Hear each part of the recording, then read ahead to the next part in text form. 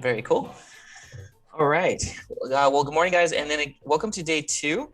And once again, we are happy that you guys are able to join us today. If you weren't here yesterday, do not worry. I did a really nice long introduction about myself and my work, and just kind of getting situated. We were having a little bit of some confusion about like when did the summer session start, and then did it start first half, is it second half? So the dates were a little bit confusing. So you are right on time if you're joining us in the class, and don't feel like you missed out on a lot. We always kind of start slow typically when it comes to the first week of class, just to kind of get everyone oriented, situated, answer any questions, go over any technology issues, the syllabus, policies, everything of that sort. So I've done it enough times to pretty much know that it's going to be a little bumpy in the beginning. And then once the dust settles, it's like, okay, now we can kind of move forward and get things situated. So it's a lot of procedure reviews. It's a lot of syllabus talk. It's a lot of Zoom protocols. And then we kind of get to know one another in time and kind of build up from there, if that makes sense. So that's kind of the plan. That's how we're going to do it for today. The classes are also recorded too, so that if for whatever reason you have an event, a doctor's appointment, Wi-Fi goes off, or just or you have some type of emergency that is to occur, then you can always refer back to the recordings. I typically try to get the recordings in at the end of the day or middle afternoon after class, so that if you ever need to go back and look at the recordings, review, or maybe there was something that I said that didn't quite click and you want to go back and review the video just to kind of get another understanding of it. It will be available for you, so we want to make it super easy for those recordings as well. Okay, so that's kind of the format, and typically as we do these recordings there. All right. So how's everyone feeling this morning? You guys doing good? And maybe you can kind of let us know how things are going in the chat. But how are you doing? How are you feeling? What's going on in your side of the world this morning?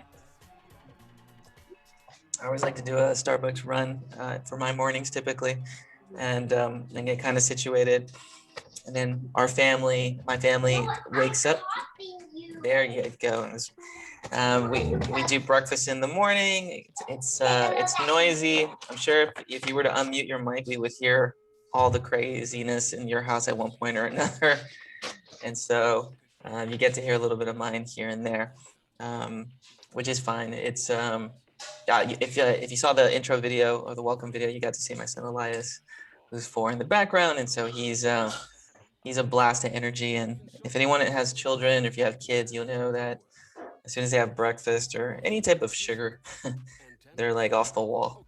So in a good way. So it's always really cool when that happens. So, okay, great. So I'm glad everyone's doing good. All right. Well, just a couple of things. I kind of want to go a little bit over our goals for today. So if I was going to refer to our calendar for today, and then I'll just kind of show you really quick what that looks like. Let's take a look here and switch screens. Everything we have for the next month is built into our calendar, which is found in Canvas, and I'll show you in just a moment where you can find this information.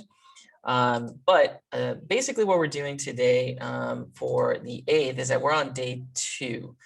So let me go ahead and make a couple adjustments here, because I'm always moving my screen around and everything. So, oh, okay. Loud neighbors. Yep. I think we would be the loud neighbors there, Talia. No, everyone is a child on the street, so they're super understanding. It's the garbage days that get loud around here, which you'll probably hear at one point or another, depending. So just to kind of look at the calendar, I'll direct you to this in just a couple of minutes. But basically today we're kind of catching up with yesterday. So we're going to be going over the syllabus, workspaces, name cards, briefly going over learning how to learn and SMART goals. You'll always see on the calendar pretty much the breakdown and what we have in store for the day. Sometimes I might be off a day. Sometimes I'll add on for the following day and shorten it. But we basically, try to follow it to a T so that so everything's working really well and flows really good. The content that we're receiving this class is basically, been taught before. I've taught digital imaging back in 2019, like in the spring of 2019. So obviously in person, so this content is pretty much designed for Rio Hondo college students. And so we'll be going through those formats and putting it all together, as it were. Okay. A couple other things too. I want to direct your attention to this Friday. We do not have class on Friday, so yay for that, right? We have classes Monday, Tuesday, Wednesdays, Thursdays, and even though the schedule says we go from 9 to from 9 a.m. to 2:15 with like a small break at the 10:30 hour, we basically voted for in the class to do a schedule of 9 to 12. So we're actually going to be like live from 9 a.m. to 12 p.m. in the afternoon. And then those 2 hours after that is basically independent work. So you'll have open time, lab time to design, do assignments, experiment with the program if you wish. But rather than be completely live, I think that format is going to work a little bit better for everyone. And so we're basically going to, go pretty in depth for the first 3 hours this morning. And then for the, if you do lunch or something of that sort, you'll obviously have lunch at 12, and then you can work independently until 2:15 in the afternoon. So I'm just going to be trusting everyone in the class that they're going to be putting in a little bit of time and energy after we're done. But I normally will do everything live with you guys and be with you live until 12 o'clock in the afternoon. And we voted for that. So if that's okay with you, for those of us that are kind of joining us for the first time, you can give me a little thumbs up emoji just to be like, okay, cool, that works for me. And then that'll be really helpful. So if you're like dreading that you're going to be live for 5 hours, no, actually, we're just going to be live for the morning. We get a little bit focused. We're going to work together, do a couple of things. Sometimes we might actually even finish a little bit early, move on to the next day's content, or get a brief introduction to next day's content.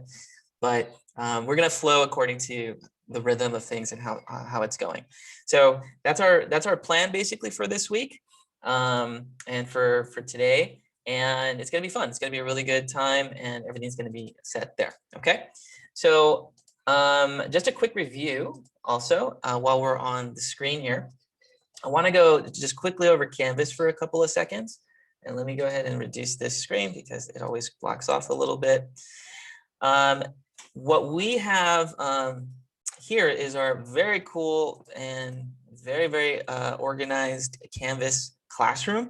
And everyone said that they were pretty familiar with it. But again, for those of us that are joining us for the first time today, the Canvas classroom is designed to be super user-friendly and super mobile-friendly. And there is an app available too in Android and for iPhone, which is the Canvas App Store, or Canvas App Store, excuse me, the Canvas mobile app.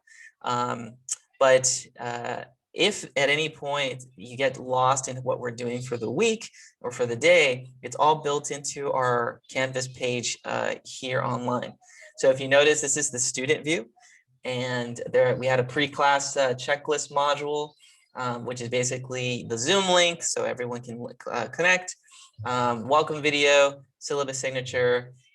Yesterday, I uploaded the Adobe Creative Cloud Access module, which gives you instructions on how to basically sort of set up the installation of Adobe Creative Cloud, which we'll get to talk about a little bit this week for sure.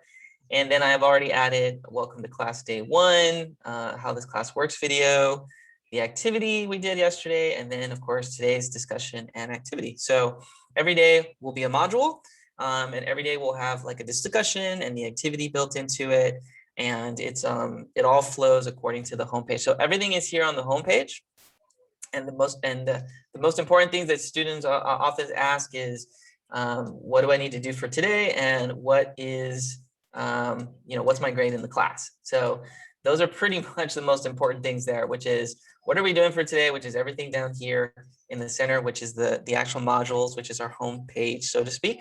It's like a list of things that we do for the week. And then grades, obviously, which is on the left-hand side, that you can see where your grades are, how you're doing, what's missing in terms of assignments, things of that sort. So we have that all built in, okay? And then in the little blue arrow over here is Wellness Central. And basically the Wellness Central is a resource that I think all students are gonna definitely need just in case. But essentially what it is, it's a resource that we give to students for free on just on everything wellness related.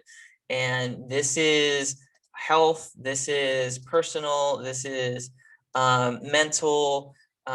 This is basically the thing that if any time a student is going through a rough patch in life or having an issue, you can easily go to Wellness Central, register yourself as a student. You can indicate what college you're in, which there are many colleges in our community college system. And as we enter Wellness Central, you'll get this module which basically talks a little bit about self-care and wellness during the pandemic, or as we're sort of going into post-pandemic mode, finding balance in the 6 dimensions of wellness. So if there is information on social, physical, academic, financial, spiritual, or emotional wellness, then you could totally look towards this resource and build off of it. So for example, there's definitely a lot of sort of emotional issues that are going on after the pandemic due to multiple reasons.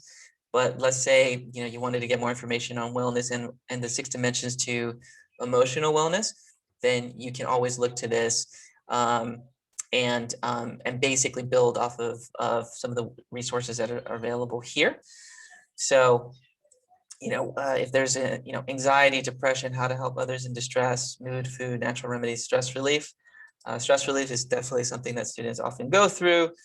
We're often not typically stressed out from the day-to-day things of life, or even just things happening post-pandemic.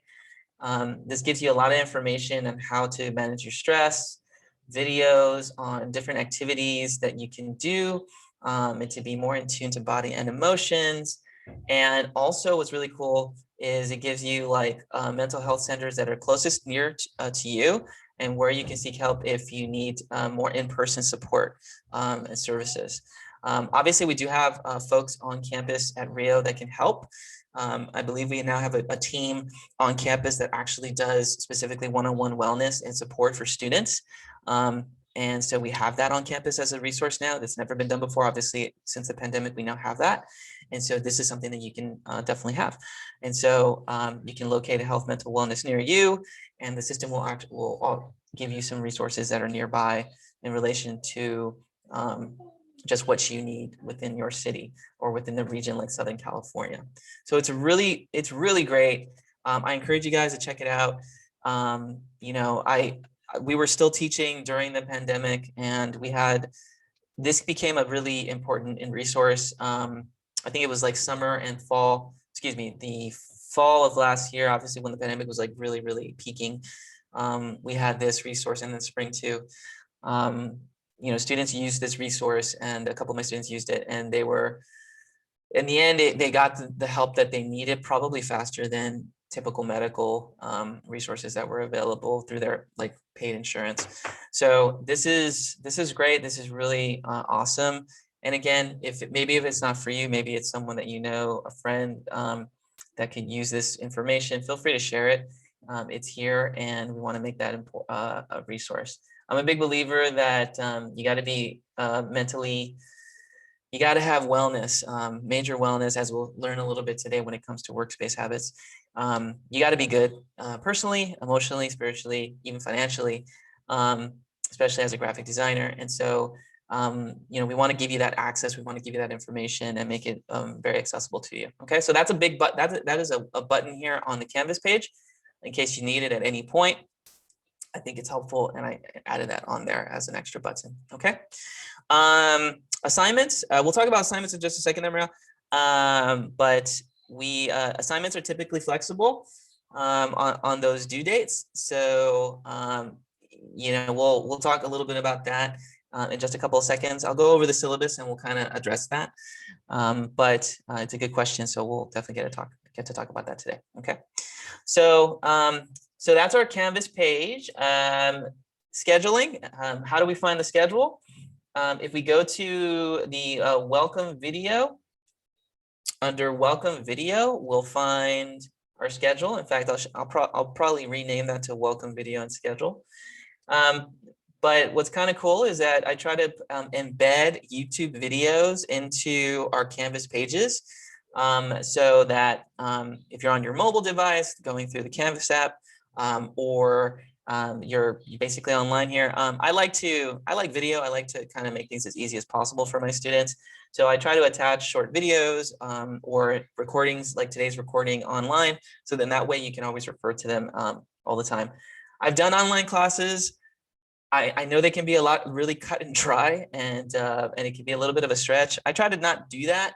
So if you're kind of taking the college class for the first time, for those of you that are here through the high school system, the way I do the college class is probably going to spoil you, because I do it very different than a lot of typical college professors. Like, I get pretty creative with it, as you can see with all the backgrounds and the sounds and the bells and the whistles and the videos.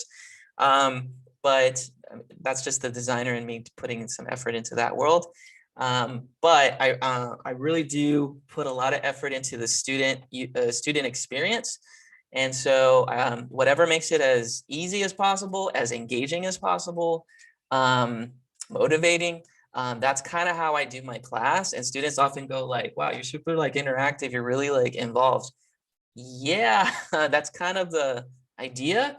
And I'm also like on a screen. So it gets more challenging because you're at home, you got a ton of different things distracting you, obviously. So we need to engage, or I need to find creative ways to engage in meaningful ways. And so that's kind of the part of the plan and the design of it all. So students often go like, wow, this is different. But if this is like the first time you're taking a college class in this version, I'll probably spoil you, and you're probably going to wish like all professors did this, which is good. You can, that's you have high expectations, so you know what's quality, you know what to look for, and you know what works for you and what doesn't work for you. So that's always a positive, right? But like I said, the description is going to be here. So let me go ahead and annotate that for a quick sec. So right here, course projects, description, timeline. That's going to be found right there. And when you click onto it, it's going to open the schedule for the month, and you can always refer to it there. You can also find the appointment center there. You can click to make an appointment with me, and it'll go to my email and automatically upload to my calendar, which is good. So it's very automated, and it does things pretty quickly, which is great. And then, of course, the Zoom link is right above that as well, so you can connect. So everything's within the welcome video, and even my email is available here as well. And then you're all set and ready to go, okay? So feel free to contact me at any point during the class session, and then we'll set you up, okay? That's my 4-year-old there, so he's setting it up, okay? So we're ready to go, we're good. And that's all the information there. If you have any questions, just continue to type it in and send them through, and we'll kind of go over that. Okay. All right. All right, guys. Let's talk about the syllabus for a second, and we'll come back to our main page, and we'll just kind of quickly go over the syllabus. I try not to go too in depth into it, but the link here where it says syllabus and signature is there. Basically, what you want to do is just kind of digitally sign off here where it says click here to sign your syllabus. And the information and course description is basically built there. We'll go over that right now. But you want to make sure that you agree to the terms and agree to the syllabus by clicking onto the Google form link there. And it'll basically say, do you agree? And you type in your name and you say that you agree to what we have on the syllabus. Okay. So let's kind of go over that briefly and just talk a little bit about over there. I'm just going to kind of paraphrase here and there. But essentially, this class is a digital imaging class, which is basically a fancy word for graphic design using Photoshop. The primary program of choice here is Adobe Photoshop, the 2021 version. And the concept about this is that we are going to basically learn about the principles of design, fundamental principles, and we are going to do that through the lens of a raster program or a digital raster program which is Photoshop. Photoshop is a very really awesome program. It's been around for decades at this point. And it's definitely not going away anytime soon. They are the industry standard when it comes to image manipulation, image editing, photo editing. I mean, it is the go-to program of choice, and they've been really great. And is probably, you know, I still use that program to this day, basically. Okay. The content is permissible for an associate's degree. So basically, when you take this class, it does qualify towards your associate's degree or your certificate of achievement within graphic design, web design, or advertising design. So it's sort of like an essential class, so to speak. It is accelerated. We do what we normally would do in 20 weeks in 20 days. So it is super hyper accelerated and it's super fast, but you know, I'm confident that we'll get through it quickly and in a meaningful way, because I don't only teach the techniques and the tools, but I also teach theory, and we actually do theory at the beginning of the semester, or in this case, this week and next week, we're going to go deep into the theory side of it. Okay. All necessary contact information is here. Think of me as your mentor. I'm here to guide you guys. I'm here to support you in every way, shape, and form with regards to this class. And so if you need to contact me, you can always contact me through my Rio Hondo email, through Canvas, or through your own email system. It goes directly to my phone because I have the Canvas system built into my my phone. It comes through like a text message. So if you send me a message, I'll try to get back to you within the first 24 to 48 hours with regards to your inquiry or question. And if we need more time to speak in person, then obviously we can book time to do some live Zoom talk and answer those questions necessarily. So I'm available for you there in either format. Okay. The link is obviously here, and that's the my personal, not personal, but my Rio Hondo Zoom link. So when we meet, we'll meet through this channel, the same one that you're attending class. That's basically my office or digital office link to connect us at any point. Okay. With our goals, our course objectives, they're right here below. We basically have 6 main goals. When we are done with this class, you're basically going to know fundamental tools, right, of Photoshop. You're going to basically have you'll be able to create images using this program, photographs, digitally generated raster bitmap images, which is a fancy word for any type of real or fantastic photo manipulated images.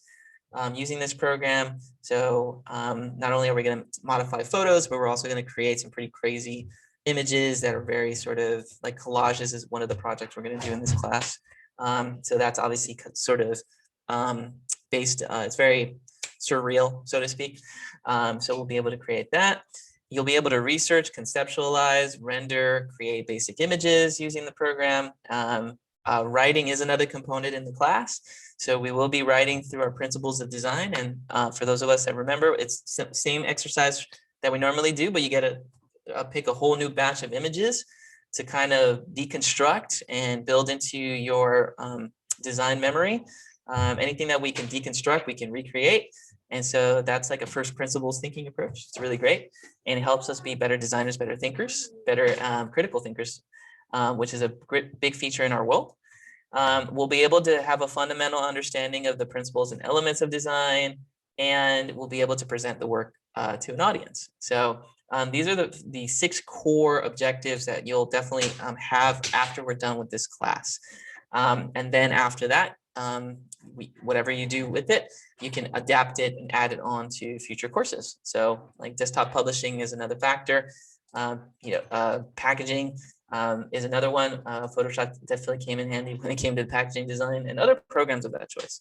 But it's really flexible and it's really, really cool project or program that allows you to create your projects. Okay. We will be using also some Creative Cloud, the Google Workspace, which is in the cloud. And so that's kind of the primary choice. We don't use as much Microsoft Word or Microsoft Office or Outlook. I like to use Google Drive, Google Documents, Google Slides in our class. So if you're unfamiliar with it, then we'll do our best to kind of bring you up to speed. But if you know Microsoft Word, Microsoft Excel, Microsoft PowerPoint, it's just Google's version of it, but it's free, which is great. And so we'll be using those tools and Google Drive as well, which is sort of basically like a USB hub or a cloud memory stick, as it were. I like to describe it in the system. Okay, so we'll be using those as sort of supplement softwares to kind of aid along in the process as we build our writings and we do our presentations and things of that sort. Okay, grading is pretty straightforward too. So, and if you have any questions, feel free to type it in at any point along the way too, guys, so we can get through that. Okay. We basically do a variety of different exercises, but it's a standard grading rubric, right? So if it's an A, it's like 90 to 100%. If it's B, it's 80 to 89. If you have a C in the class, it's 70 to 79. I have to kind of space it out there. Technically, this section is supposed to be separate to the other ones. And then a D is considered 60 to 69, and anything below that is a fail, or incomplete is no credit. Rarely do we get any type of fails. Basically, if there's ever a fail in the class, it's typically because students forget to drop it.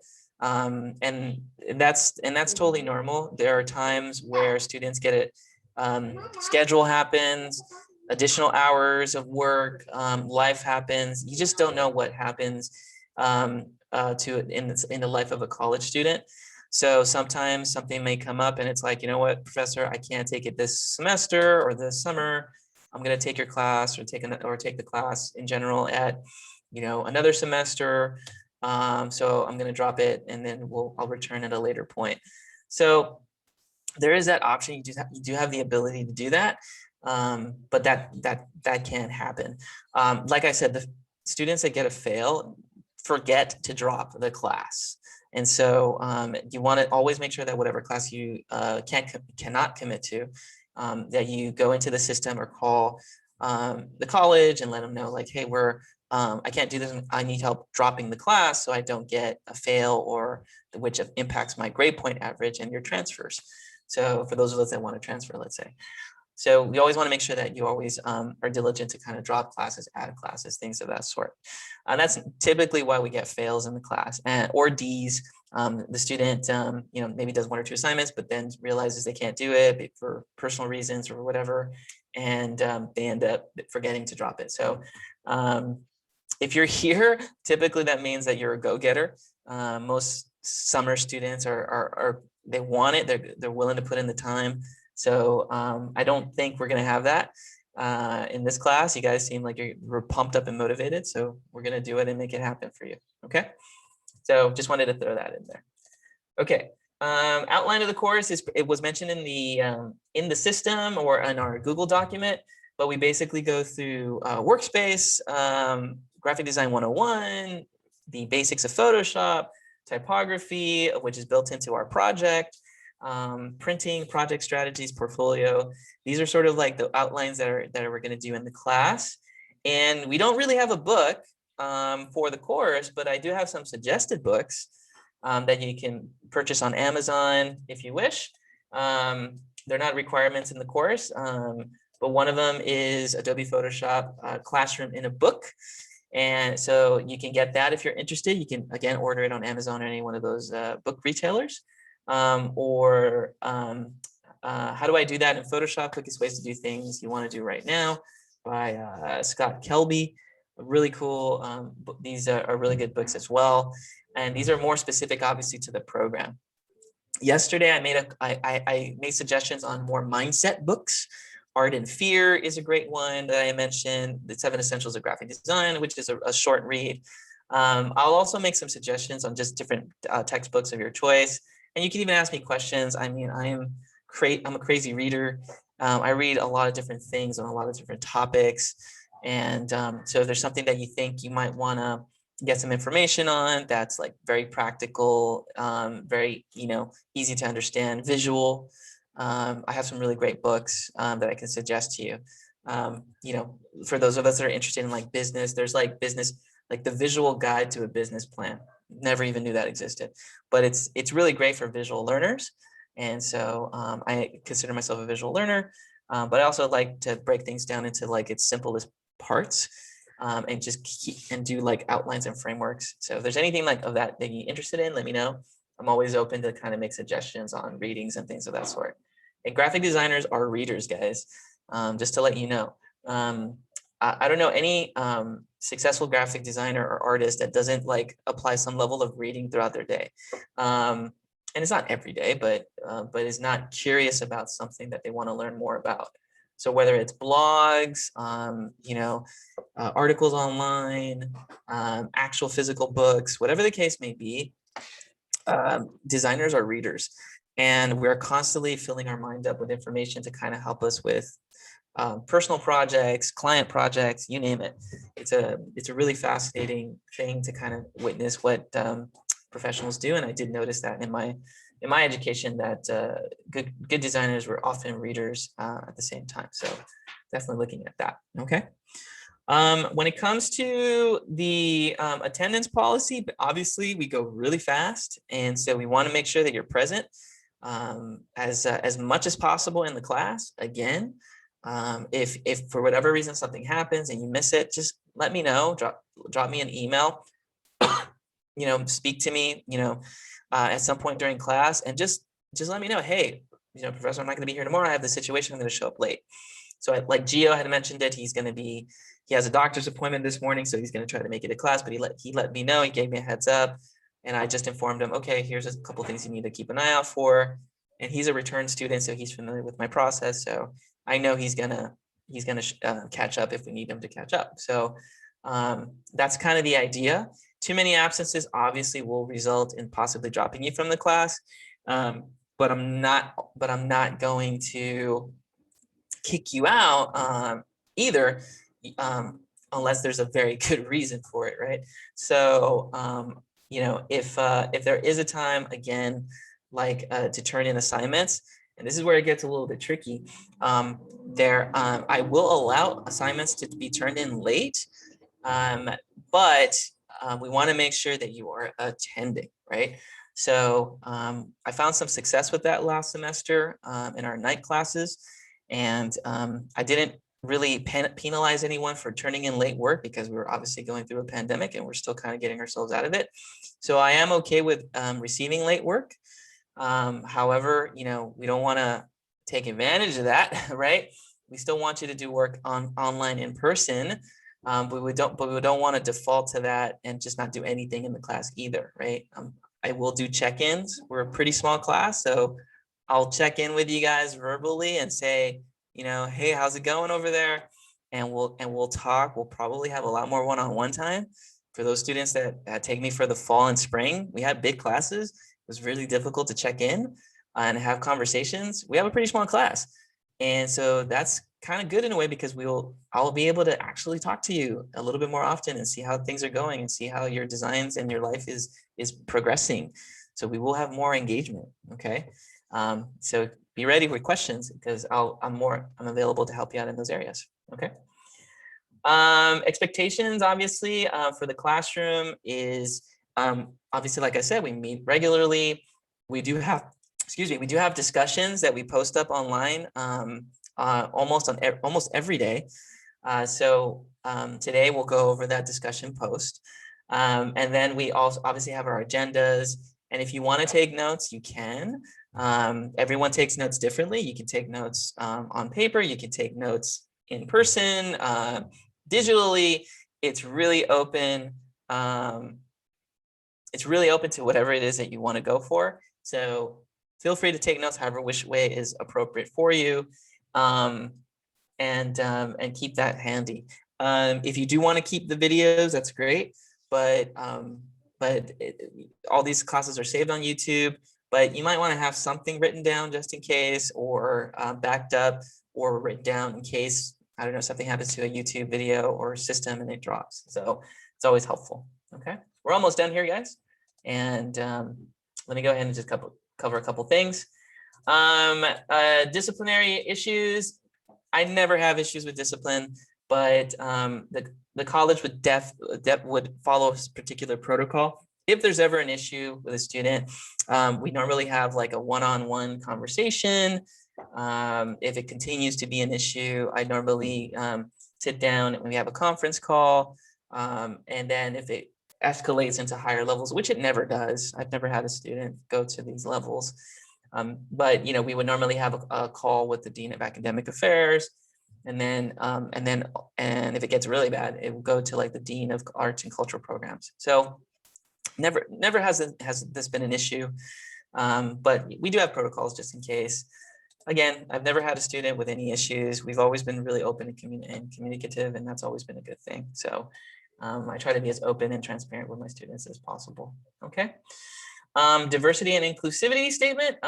We are all about diversity and inclusivity, especially in the wake of all the political unrest in the last few years or a few months, really. And so, we want to reinforce to all our students that we foster and develop every student's capacity to be an advocate for themselves. And we always are open to equity and inclusion to everyone. Okay, so we want to make sure that we are acknowledging and rejecting any type of institutional racism and discrimination. If you see it, if you hear it, if you experience it, you are open to talk to me about it. You can talk to any representative of the college. It is not cool. We do not express it in any way, shape, or form. We want to make sure that this classroom is safe, open, expressive, reflective, guiding to all students of all backgrounds, of all creeds, right? And that's colors, dreamers, students that are lesbian, gay, bisexual, transgender, queer, questioning, intersex, and asexual. So we want to make sure that we are equal across the board, and showing as much equity and inclusion as we possibly can. Okay. At the end of the day, we want to make sure that you're successful, and that's all dependent on your motivation and participation. Okay. If you're committed daily, working hard, then you can be what we call a average student can surpass that of a student who is, quote, naturally talented. Okay.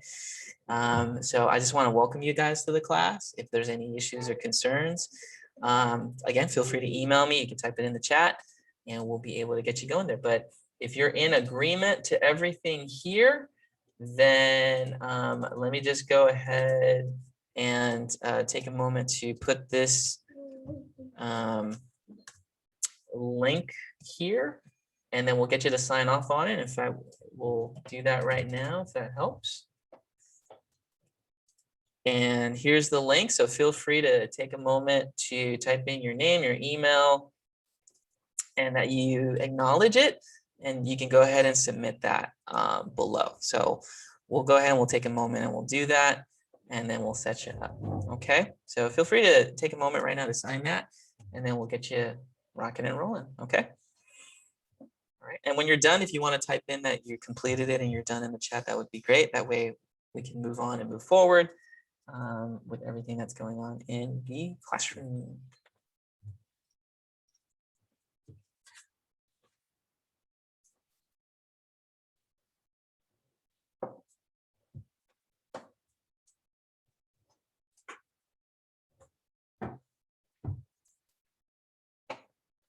All right.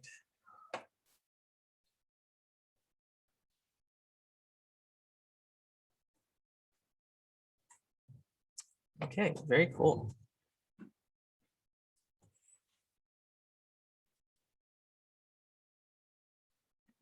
Okay, so we have about 50% of the class there.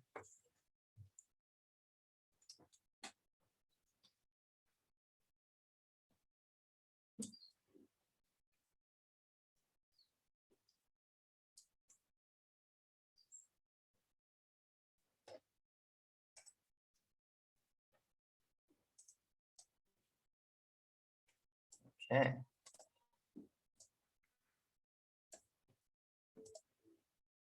Okay, and while we're waiting, guys, just out of curiosity, is anyone still working on their name card by any chance? Anyone still working on this?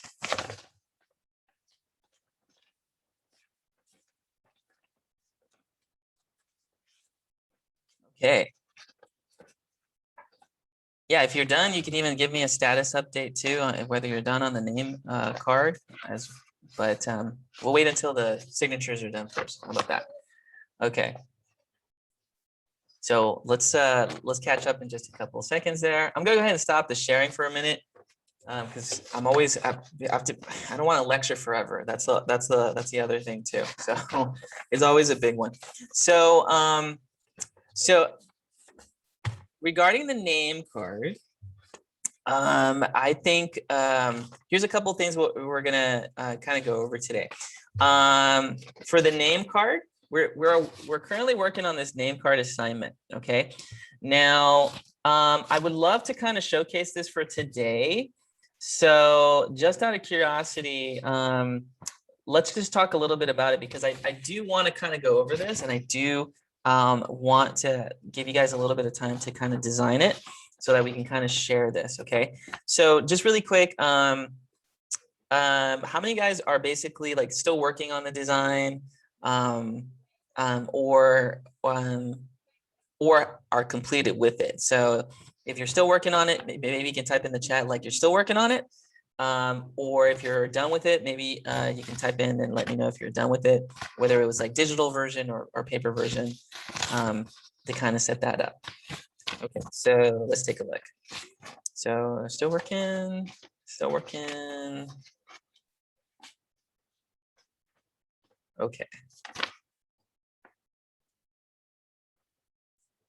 And a few folks have finished. Okay, so for those folks that are still working on it, do you guys, how many minutes would you think you would need? Would it be like 15 minutes, 30 minutes of time that you'll need to kind of put it all together for the most part? And again, for those of us that are new to the class, basically what we're working on what we're doing as one of our first exercises is that we basically were creating a name card.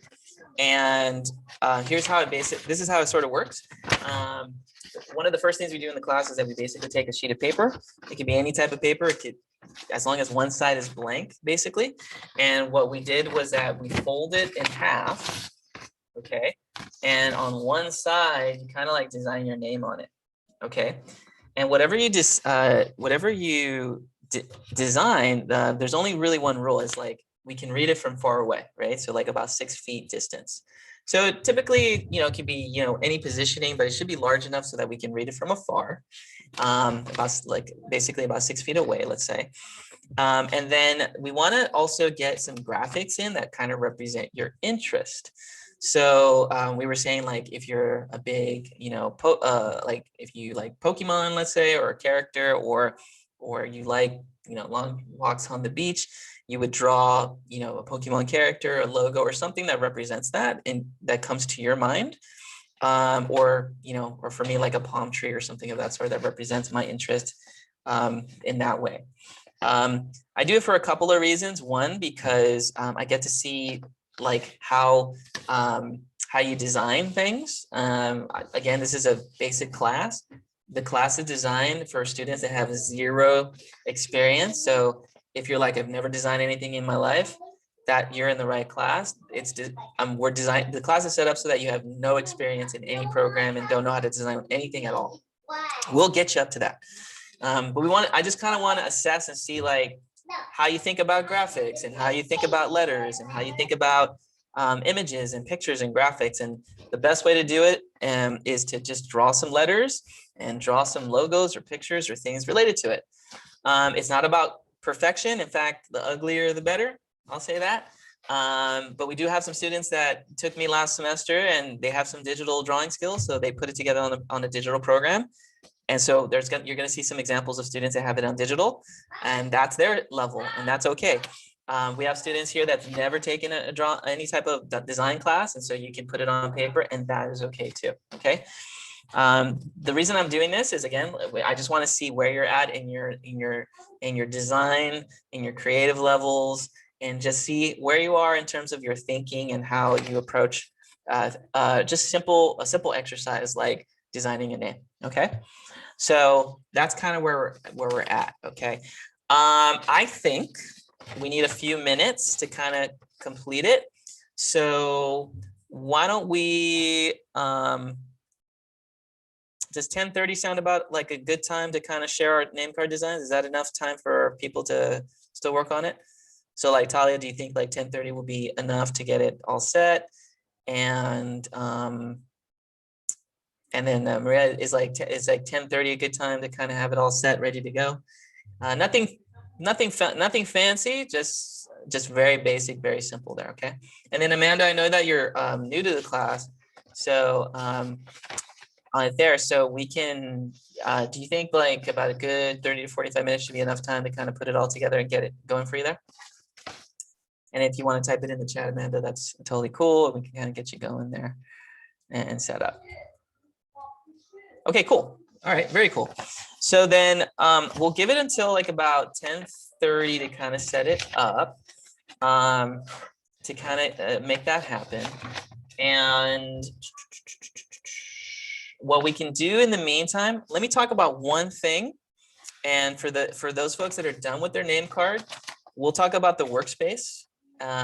So I'm going to do a quick little mini lecture on workspace design. Show you a quick video on that, and then I'll have you, for those folks that are done, I'll have you guys kind of situate your workspace and maybe do a quick little snapshot of it, so I can kind of see how your workspaces are looking, and we'll talk about that. So bear with me for at least another 5 or 10 minutes, and we'll talk about workspace design right now, and then we'll give it until 10 to about 10:20, 10:30ish. To work on our name card designs, and we'll share as a class, and we'll get to go online and see everyone today and share our designs, which would be really cool. So let's jump in and we'll take a look at it. Okay, so bear with me for at least another 10 minutes there, guys, and we'll kind of work with that. Yeah, color is good. Maria, you can use color. You can use black and white. It's free to anything you want. Whatever is the most comfortable, you can go in any direction, shape, or form. Okay. All right. Okay. So here's let's kind of take a quick minute to go over workspace design, so that we can kind of see how it all kind of plays out. Now, did I share screens here? Here we go. Share over here, and let's talk a little bit about working from home, so, and see where that goes. Okay, so I think all of us have pretty much can say we've been working at home for the most part. In fact, how many guys like are pretty much predominantly been working at home since pandemic has kicked off? Maybe you can give me a little thumbs up emoji or a green check mark. But how many of you guys have pretty much have been doing income working stuff from home? I know I have, obviously, which is for the most part. Okay, and how many of you guys have done maybe a combination of working from home, or maybe you're working from home and working in person? Maybe you can give me a little thumbs up emoji there. Any combination thereof is totally fine. So a couple of us there.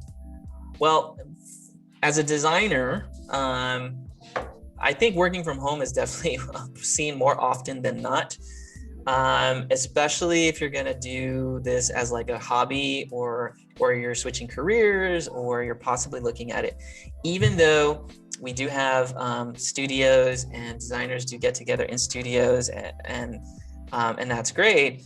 We saw for the last 15 months, what it was like to basically go remote and work from home, do school from home, do mostly a lot of things from home.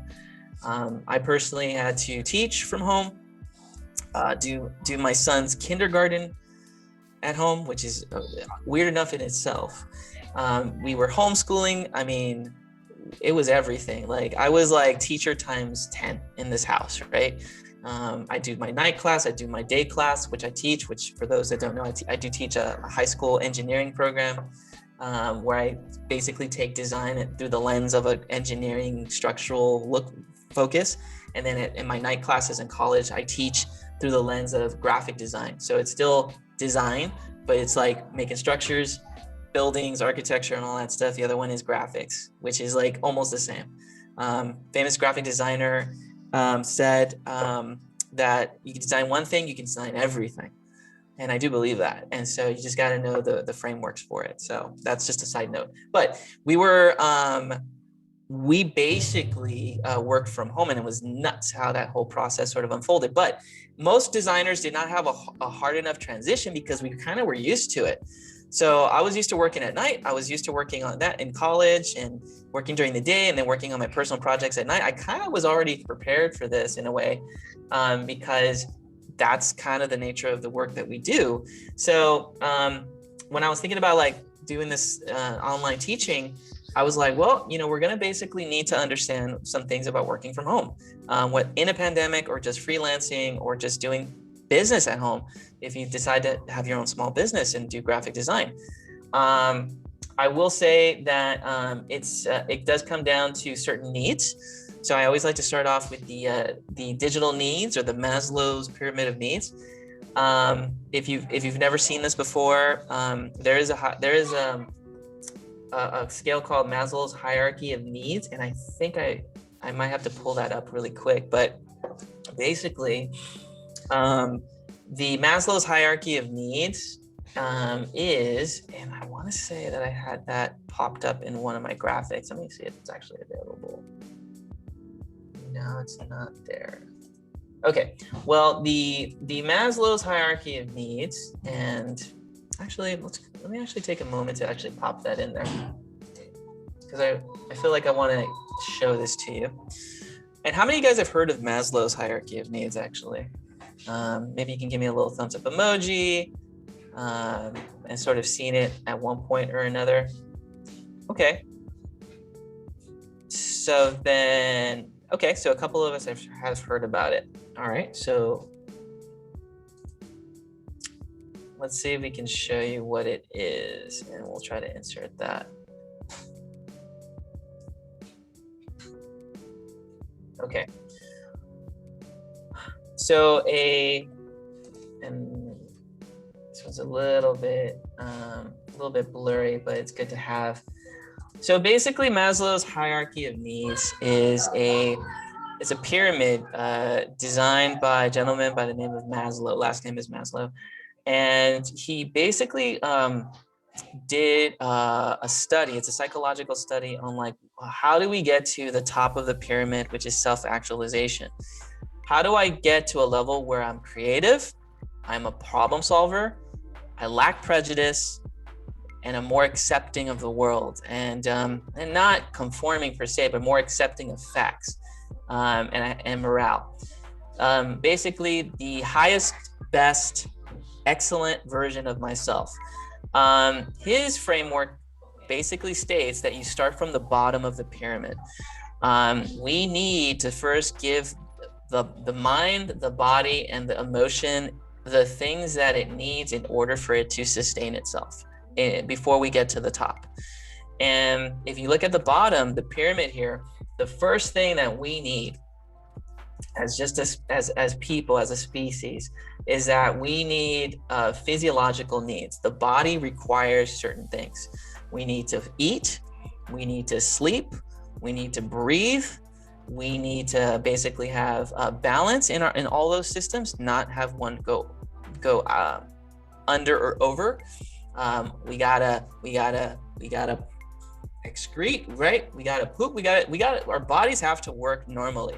And yes, procreation is a part of that as well. But we need those things, right? Like we need those basic physical needs as the core. And I mean, hey, I mean, I came from poverty, right? Like my family, you know, we lived in a, you know, 1-bedroom apartment family of 4.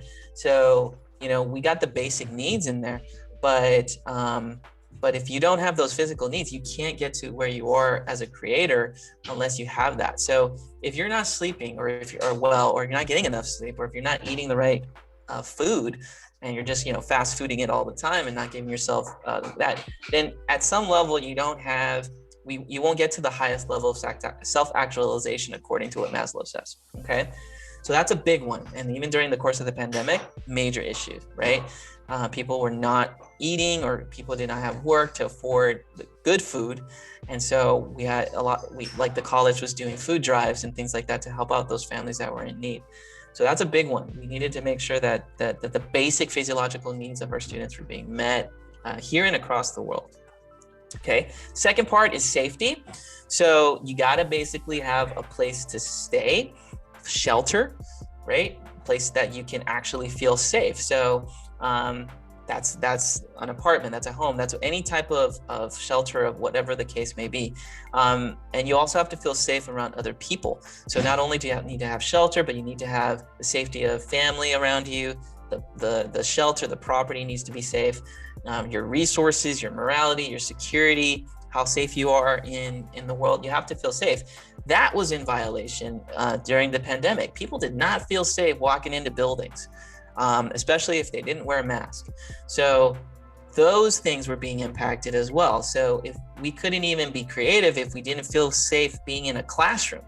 So so those things had to be addressed. So safety is another factor that comes into it. You don't have basic safety, basic shelter, food, right? Then there's a problem. We need to establish those things, okay? Third on the level is belonging. It's a little hard to see because it's yellow, but the third one on the pyramid is a sense of belonging, relationship, friendship, family, some type of intimacy, right? That is something that we require. So once our basic needs, food, shelter, and clothing, is being met, right? We need to now have relationship, friendship, good relationships. That was in violation, if you would think about it, during the pandemic. We did not like people we stayed in home with for long periods of time, right? So that was another issue, right? Like my wife did not like me as much when she saw me every day trying to lead a homeschool program, 2 different classes, and get all the stuff at home handled, and do therapy and health sessions and all this stuff, because there's a lot, my son has a couple of health issues here and there, so we couldn't even go to the doctor. We had to do everything online, so everything was at home. So that's going to take a toll on relationship, because you're seeing each other for long periods of time. So that was a little bit of an issue. Some of us were isolated and we didn't see anyone. We didn't see family or friends. And so that was a big issue too. So if we don't have those basic needs, or having something as simple as FaceTime, that became an issue. Next one is self-esteem. That's once you have that, you got to have a feeling of worth, achievement, respect for others, respect for yourself. So some of you guys are doing that right now. You're taking this class, you took classes, and you were aiming for building yourself up, and that's self-esteem. You're giving yourself the confidence and the challenges to achieve something, and so you're in a good place, right? That was a positive sign for me when I saw students showing up during the pandemic. And in most colleges, we saw a rise in enrollment, because we saw students come back and say, I need to up my skills. I got to work at home. I got to use the computer. I need to improve my design skills, my technology skills. I need to know this program. This is like now something I really need to get my hands on and my head around. And so we saw a lot of students meet the challenge, achieve it, and continue on with it. And so good for you that you're being here, because you're putting yourself out there to achieve a goal, which is learn Photoshop. So that's great. That's all, and I applaud you guys for that. When all that is established, then self-actualization can be achieved, which is creativity, the spontaneity, the problem-solving abilities, right? The lack of prejudice. Like, you are now at your peak, so to speak, which is the self-actualization side. And it's a shocker to me that when I meet people or students or inside or outside of school, I always think about this pyramid, and I think about, man, if someone is not okay, there could be so many reasons why they're not okay. For the very thing you see on your screen, there could be a huge list of reasons, right? And I'm more accepting of people that I meet now, especially after the pandemic, because honestly, you just don't know. We don't know where we're all coming from. There's some trauma that needs to get healed. And the conversation that I'm having at my high school is that as students return to school, we're going to need to focus on social emotional health, right? Students need to feel safe. They need to be, build relationship again. They need to have that self-confidence, self-esteem. We have to build this pyramid from the ground up. And for you guys that have survived this, you're going to need to also help yourself in these areas. And so that's kind of the process, right? I say all this because you can't really get to these things or work in any place, shape, or form at home until you meet your basic needs. And so that's really important. And so, yes, there is a digital version of this, which is like the digital needs of a system. But this pyramid is more important because the pandemic just upped everyone's primary needs at the heart of it. Does that make sense? And if it does, you can give me like a little thumbs up emoji. This is something that I always share with my students because it's a good reminder to you guys and to myself that if something's off on the pyramid, it needs to be addressed, okay? Hopefully sooner than later. And so work towards that, right? And there's ways that we can get towards that. And I just speak from personal experience to that process as well, okay? All right, and then the digital needs are there. Oh, one last thing I'll say about this pyramid. What's interesting about this pyramid too, and I mentioned it last semester, is that that even though Maslow created this, funny story is Maslow actually built this pyramid when he was on an expedition throughout tribes in North America, Native Americans specifically. This was kind of developed at the early turn of the 19th, 20th century. And so the story goes is that he observed Native American tribes and witnessed these things through that process. And he said, well, if this is what Native Americans are doing to achieve self-actualization, then all cultures, primary, advanced, will need this, right? The one thing that he did not include in this was what Native Americans define as the community self-actualization. So, believe it or not, there was one thing he took out. And the one thing he took out was actually something that should have been added probably at the ultra peak here. So there's technically should be like another one that should be here. And that one is a community actualization, which is the belief that if you're good, then the community must now be actualized.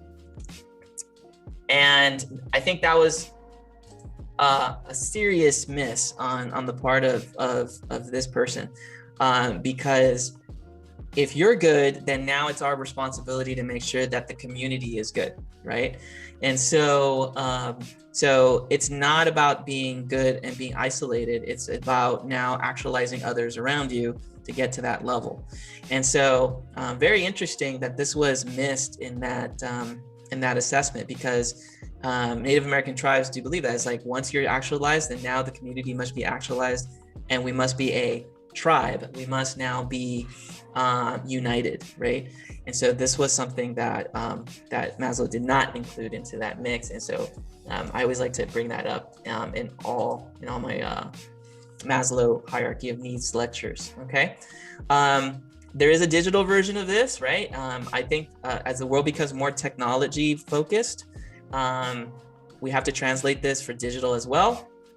Some easily, some not so easy. It's hard to recreate relationship online, fake news and things like that, misinformation. It's we're starting to realize that being a human being is a messy process, and it requires a lot of things that technology can't do. And so we do have a version of this. So like self-actualization would be I can create using apps. Esteem is like I can connect using social media.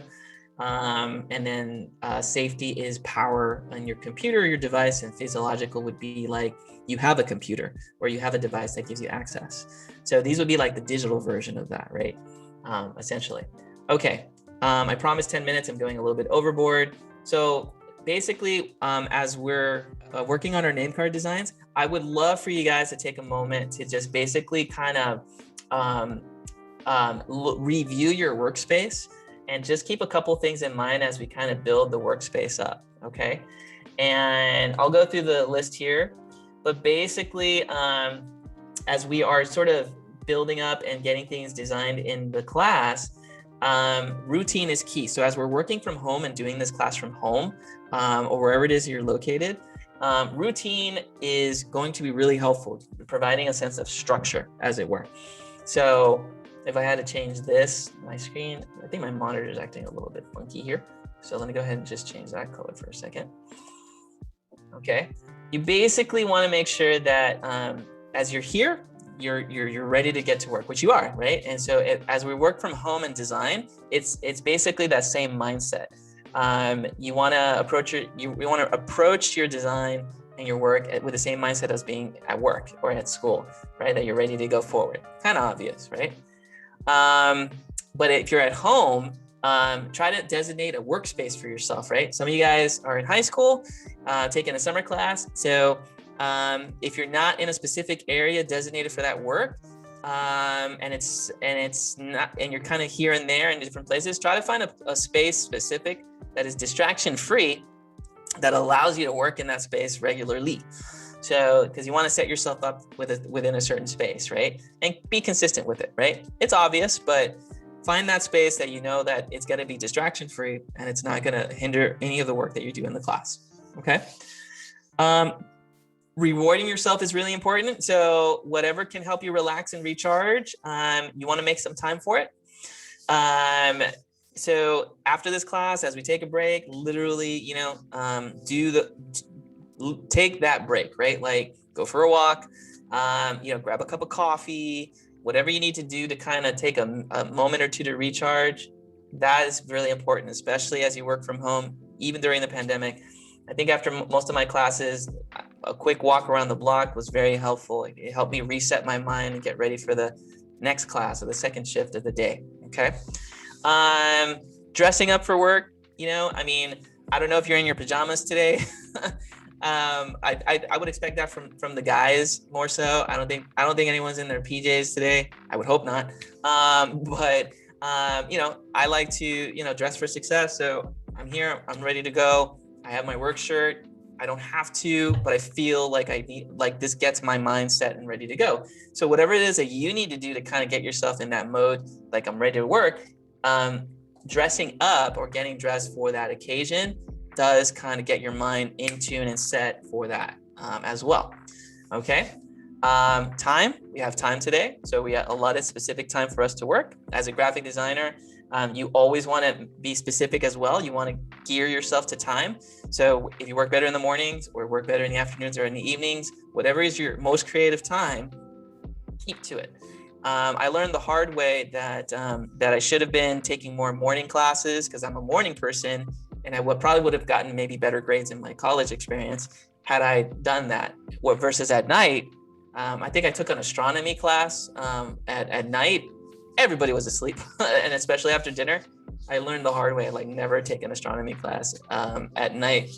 After dinner, you will fall asleep in class for sure. So where my best time was to work in the morning, essentially. Okay. Plan for collaborative time. So whatever you need to communicate, it's going to be really important. So FaceTime, talking to family, talking to friends, talking to other students, talking to a professional, You want to plan for that administrative time, that collaborative time.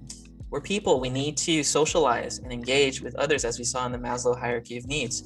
So we want to make sure that we find a meaningful way to connect with people in our work, right? And it could be as simple as showing your design, talking about your class, talking about your project. It doesn't require much. It just requires time to talk and communicate with others. And Zoom is great for that, or talking to your neighbor or other classmates. Whatever is the version that you can do, digital or in person, is key. Okay. Calendars are also super important as well. So I still use my calendar to this day. We have calendars for the class. I set it up on my phone regularly, almost religiously, practically. And our brains cannot remember everything, right? I literally have a to-do list in a little notebook. I write it down. I write down like the 6 most important things that I need to do for the day. I have like 20 different things I need to do, but I try to keep it to 6 important things that I need to do, because 1 hour is for lunch, and I leave an extra hour for drama or margin for the day. If something comes in from out of the blue, or I get distracted, I literally leave like an hour for any type of distraction to appear, right? Whether it's a knock at the door or this or that, or an opportunity presents itself. You always want to leave some space, some margin for anything to occur so that it comes in. If you're fully booked, that can be a little tight. So definitely time to rest, use a calendar, but leave some time for margin, okay? Communication skills is fine tuning. We're taking a class. We will be talking to each other very, very soon, within about the next hour or so. Everyone's going to communicate. We're flexing those communication skills. And so you would definitely, as you enter this world of graphic design, you definitely want to be able to talk to people. Designers love spending time. I think most creative people are introverts. I would consider myself an introvert. I like to be alone mostly if I'm not working. But at some point, we do need to kind of come out of our shells and talk to people and communicate our work, our designs, our vision, our goals, or answer questions about our work with our clients. It's going to require us to work on those communication skills. So, if we're not in a speech class, maybe consider signing up for one. We have communication classes at Rio Hondo. It helps. It actually does serve to learn how to communicate, and also to learn how to read people's body languages, because sometimes people don't want to talk to you. And coming out of a pandemic, I'm noticing that more people are kind of feel a little awkward. And that's okay. That's actually normal, because anytime you go through a traumatic experience, it is kind of awkward to communicate with people, and share your feelings, and actually like reconnect. And so I don't expect everyone to talk well today. I actually, expect probably some folks to kind of feel a little bit uncomfortable and kind of get back into the swing. But I just want to let you know that you guys are in a super safe space, and you have nothing to worry about, right? It's mostly ladies in the class. So, I feel like it's going to be a very supportive network, and it should be a good dynamic overall in the course. Okay. And the last one is set goals, right? We're going to talk about SMART goals in the class, and what that specifically looks like. It's a really great model and structure, and we're really going to break that down and see what is a SMART goal and how we get real specific with the things that we want to accomplish personally and in our careers and in any area of our life, relationally as well. So we're going to put them together. We're going to set some up. We're going to put some timers on them, and you can do this in everything. But goals is really important, because then you can reward yourself and build confidence and self-esteem through those achievements. So that's part of the Maslow, your needs. You need to feel a sense of achievement. What better way is to set a goal for yourself? My son is 4, and one of the things I learned about raising a child is that you want to help the child feel good about themselves. And oftentimes we kind of teach them external rewards and be like, oh, here, if you do this, I'll give you that. Or if you do, and I get that, here's a star. And that's okay. But at some point, you want to transition the child so that they go, rather than them earn something, that they earned it for themselves. So practical example for those of us that have kids, if you say you're proud of your child, like, I'm so proud of you. Yeah, say that. But also give them some space to say to your child, that's really great what you did. You must be so proud of yourself. You must be so proud of yourself. What you're teaching the child is that I should be proud of the work that I do. Hey, thanks for acknowledging it, but you should be proud of yourself. And so I always try to tell my son, like, that's great, that's awesome. Man, I love the way you're working hard. I like the way you're putting so much effort, and you must be so proud of yourself. You must be so happy with what you did. And he's learning, like, yeah, I am happy for what I did. And that will always teach him to lean into the direction of making himself happy and motivate himself versus waiting for somebody else to do it. And that makes all the difference. So I'm going to rewind it there. And basically, while everyone's working on their name cards, because I will give you time to work and design away and create, feel free to create a workspace. So for those folks that are already done with their name tag and their card, now's the time to kind of organize that space, right? And not only that, I would love for you guys to take a little quick picture of your workspace and design it. So design or create a productive and organized workspace using whatever tools are available to you. So if you got a small table, now's the time to maybe, organize it, get it sort of situated, take a picture. I love to see where your workspace is, okay?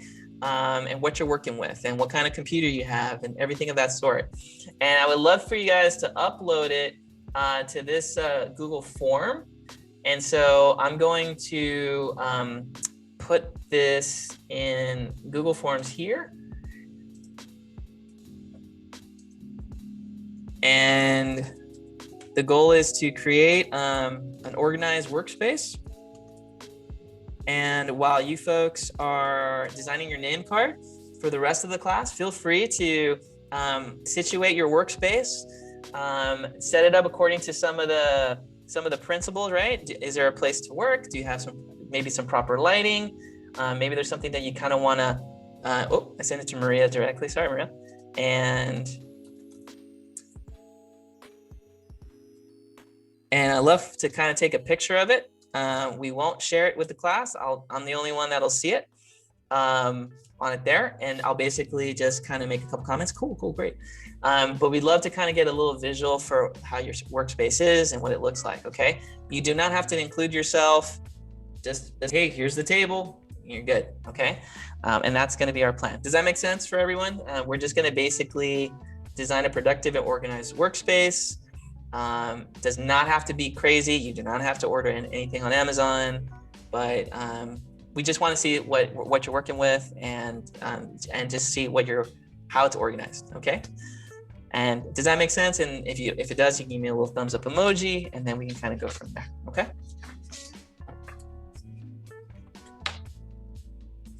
Okay.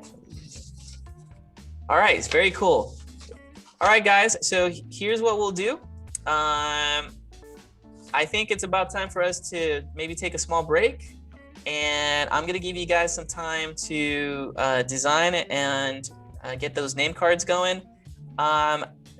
Let's see, 20 minutes. Does 20 minutes sound like a good amount of time to take a break, finish up name cards, maybe, and then maybe organize your workspace? 20 minutes or should we go for 30? Maybe you guys can kind of vote it in for me. If you need 20, maybe type in 20. If you need 30, type in 30. I want to leave some time for us to breathe and kind of set it up. Okay, so about 20, 20, and 30. Either sounds good. Okay, how about 25? Is that okay, Francesca? We'll find a nice balance there. We'll go for 25 minutes. Cool. Okay. All right, ladies. So we'll go for 25 minutes. Take a break, have a cup of coffee, have a snack. Name cards we're designing away. And And if you're getting your workspace situated, feel free to upload a picture. And when we get back in 25 minutes, we will continue and talk to each other and see each other and meet everybody. So I'm excited to meet you guys and talk to you guys in person or online. All right, ladies, we will see you in a few. I'll put on a timer for 25 minutes and we'll see everyone shortly. So.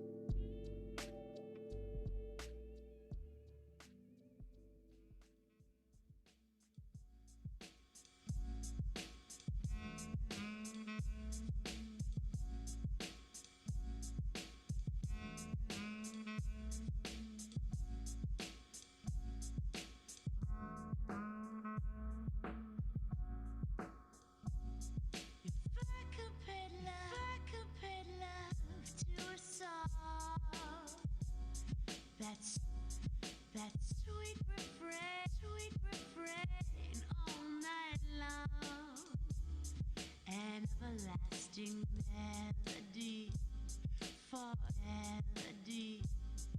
forever in my heart. If I could pay love,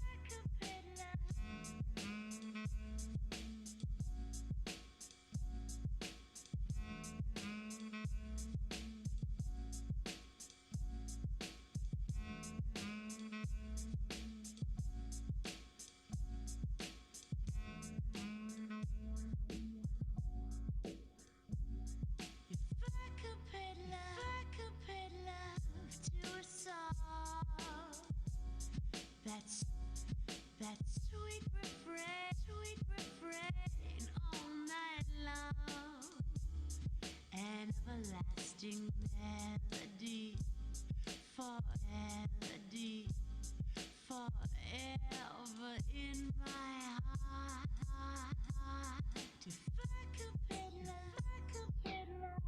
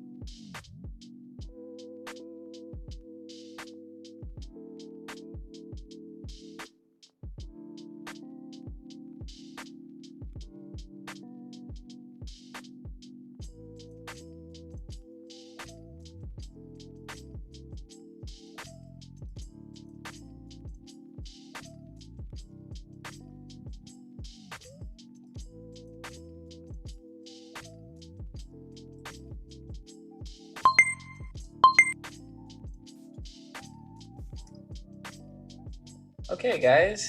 So I think we should be coming back in now.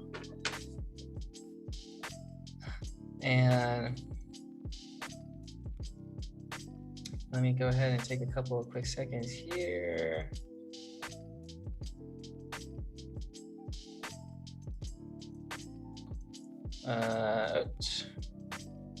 Sorry, I always get a couple messages that come in throughout the day, and sometimes they're somewhat. Oh, okay, that's good. All right, very cool. Well, welcome back, and just wanted to kind of check in. Let me go ahead and see. Are we good so far, ladies? Is everything looking complete? If it is, you can give me a little thumbs up emoji for that.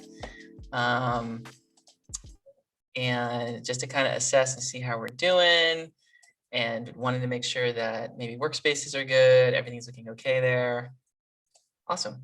All right, very cool. Then let me go ahead and take a peek at just some of the workspaces there, and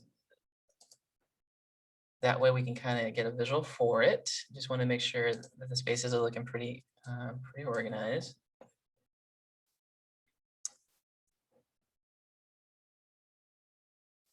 And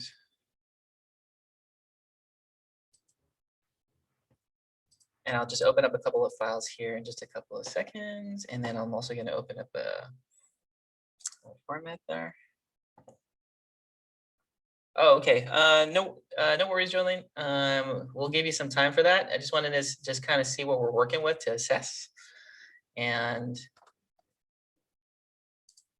then that way, let's take a look.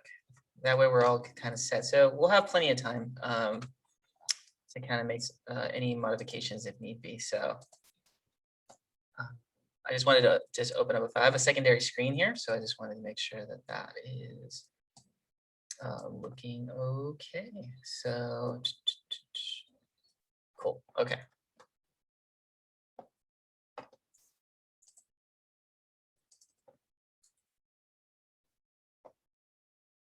All right, very cool.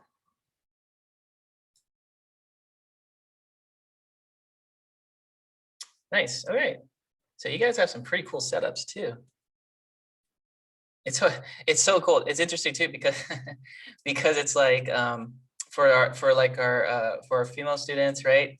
Like all organized and everything like that. And then for some students, and then for the guys, it's like gamer system and and all cluttery. Yeah, it's so interesting, the worlds. It's like night and day sometimes. So but no worries. Spaces look great, and some really nice decor, and good setups, and cute plant. So I like it's looking really cool. So let's go ahead and just kind of briefly format and talk a little bit about how we do the name card exercise typically. So name cards are really just a really cool way to kind of learn about each other, see how you design, and I normally like to include a slide on the presentation side of it. So as you share, it's basically I would like to include two things as you're presenting, and we'll go through very quickly. But the idea is that two things as you're kind of sharing your design, right? So obviously we're meeting each other for the first time through this exercise. So, it's like an introduction. So very simple format, share your name, who you are, and just really briefly, like what brings you to the class, like, why are we taking the class? What brings it to you? What brings you here, and what would you like to gain from it? I know everyone sort of shared a little bit yesterday on their forms, but I know, but not everyone in the class knows through each other. So it's a great way to build community. It's a great way to kind of feel as if we're not isolated in our situations and in our goals. You'll be surprised that we all have a lot of similar goals, and I just wanted to kind of highlight that and emphasize that for today. Okay, so that's going to be two things to say there. and then what brings you to the class. I will ask, obviously, for you guys to turn on your camera. So that's probably going to be one of the few times that I'll ask you to activate them. So when it's your turn and we call you, you can turn it on, share a little bit. We'll say hello, see how things are going. But those are two things, okay? Just your name and what brings you to the class. Sometimes I'll ask maybe another question here and there, just to kind of learn a little bit more about you. So we are going to take a little bit of time just to kind of learn about each other, okay? All right, are we all set? Are we ready there? Okay. I'm just going to go down the list as I see it on my Zoom link here. And let me go ahead and just kind of set it up. And again, it does not have to be perfect, right? The uglier, the better, as I like to say. And I think we are ready to rock and roll. Okay, so let's take a look and we'll get you rocking. Okay. All right. Let's see. We'll start off with let's see. Anyone want to go first? I'll start off with that. Would anyone like to volunteer first and share their paper / or digital design? Because I know there's a few of us that designed it on digitally from last semester's classes. But anyone like to volunteer first? Let's start with that. All right. Okay, Myra. Let's see how our mic and our sound comes in. So feel free to activate the cam. There you are. Welcome to the class, Myra. How are you doing? I'm good. My name is Myra Flores, and this is my design. Very cool. They're really simple. No, it's great. And Myra, what brings you to the class? Because it's part of the graphic design program, so I had to take it. And because I have 2 kids, I'm trying to take them a lot at the same time, especially right now because they're offering online classes. So I do not work, so it's hard for me to go to class because of my kids are too little. One's gonna be 6 on Friday, and the other one just turned a year old. So yeah, that you're keeps me busy. Yeah. Oh my goodness. All right, you're super mom over there. Okay, well all right. So then are you going for the certificate, bachelor's, transfer? I'm going for the associate's degree for Rio Hondo right now, and I'm trying to do the certificates as well to get the batches. But other than that, I'll probably have to transfer, but that's gonna take a while, especially if I have a little one. So I'm gonna wait till he goes to school so I could do that. That's great. I think you're doing a good thing. Well, first, let me say, I applaud you. Like, that's awesome that you have 2 kids and you're going for this goal. Have you always wanted to be a graphic designer for a time? Right after high school, I went to ITT Tech and I did the multimedia course. Didn't work out because there was too much competition, and plus I didn't have a car, I didn't have a driver's license, and all of it was like in downtown LA. So I dropped off everything. I graduated, but I didn't pursue it as I should have. So then I couldn't find any other school that was offering graphic design. So then I started doing the business administration. And then when I saw that Rio Hondo was offering graphic design program, I told my counselor, hey, I want to switch my majors. And she's like, you only have 1 class, so finish this one and then move on to the graphic design. So I was like, okay. So then because of the COVID happened, I was like, online class is perfect. It works for me because I don't have to go anywhere. I just have to be home with the kids and I could do it at home. So then I got happy when Mr. Garno said they're doing online still for next semester. But I only need like 5 more classes and I'm done. So 5 more classes, you'll be done with the certificate is for graphic design? It's the associate degree one. That's great. And so then and then are you first generation too? Like will you be like one of the first people in your family to go for the degrees and go through college? Yes, Awesome. none of my brothers have gone to college. They go to college. They got certificates. One's a nurse and he's still working as a call call service thing. I don't know what she's at right now, but yeah, I'm the first one graduating from college. Well, good for you. Seriously, Myra, I'm glad that I get to be a part of your journey. So I am excited that you're here. I think that this is one of the few instances where COVID actually benefited folks. It's like, wow, like for parents that are home, like this is perfect, right? Like you get to do it at night because we offer the night classes for graphic design, and summer now we're doing more summer stuff. So it's perfect. It fast tracks you, and that's awesome. So, and congratulations on your little one, and the birthday's coming up. I have a 4-year-old. I can only imagine how busy it is. Not even imagine, I know. I know. So you heard him today too. So, but that's great. I'm really happy that you're here. So then overall, your computer setup is looking good, and Zoom, you're okay with your Zoom system and everything? Awesome. Okay. And do you have Zoom? I know this is a separate question, but do you have Zoom? Are you seeing the class through the browser or through the program? Just out of curiosity, like do you have did you have the program downloaded and it opens, or are you going through the class through your web browser? Through the browser to the Canvas. Gotcha. I go in the Canvas, click on the link, and it opens everything and just logs In the me program. Okay, perfect. Well, we're happy to have you. Welcome, and I think you're gonna really enjoy it. So I think it's gonna be really cool. So, well, and I think tomorrow when we talk about like the value-based pricing, you get to kind of see that world a little bit. And wow, I'm really bright, aren't I? You get to see a little bit of that world, and we'll go behind the scenes in terms of like the business side and everything of that sort. So it'll be really good. Are you planning to have like your own like small business, or would you like ultimately want to work for a studio in the future? Like, what do you think is I'm open for both. I probably work for a studio first and then open my business.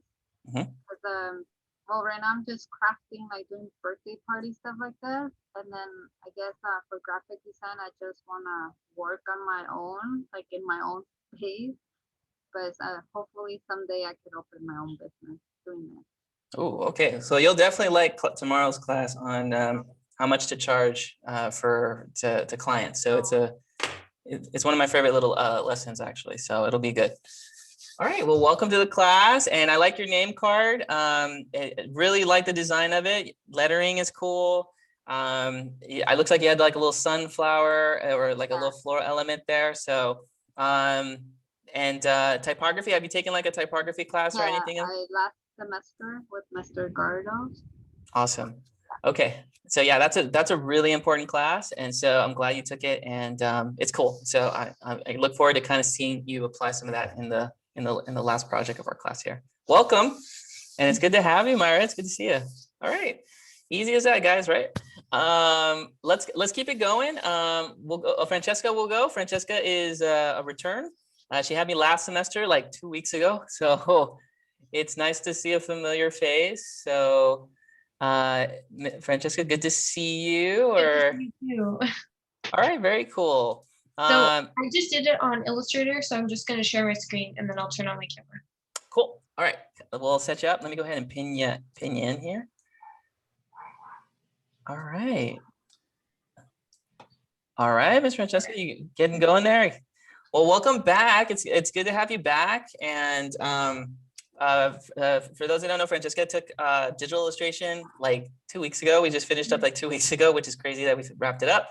And I totally feel like she's the go-getter. And I think you're going to do really good when you get into fashion. And because that, if I recall, that's your goal. But yeah, fashion advertising or merchandising.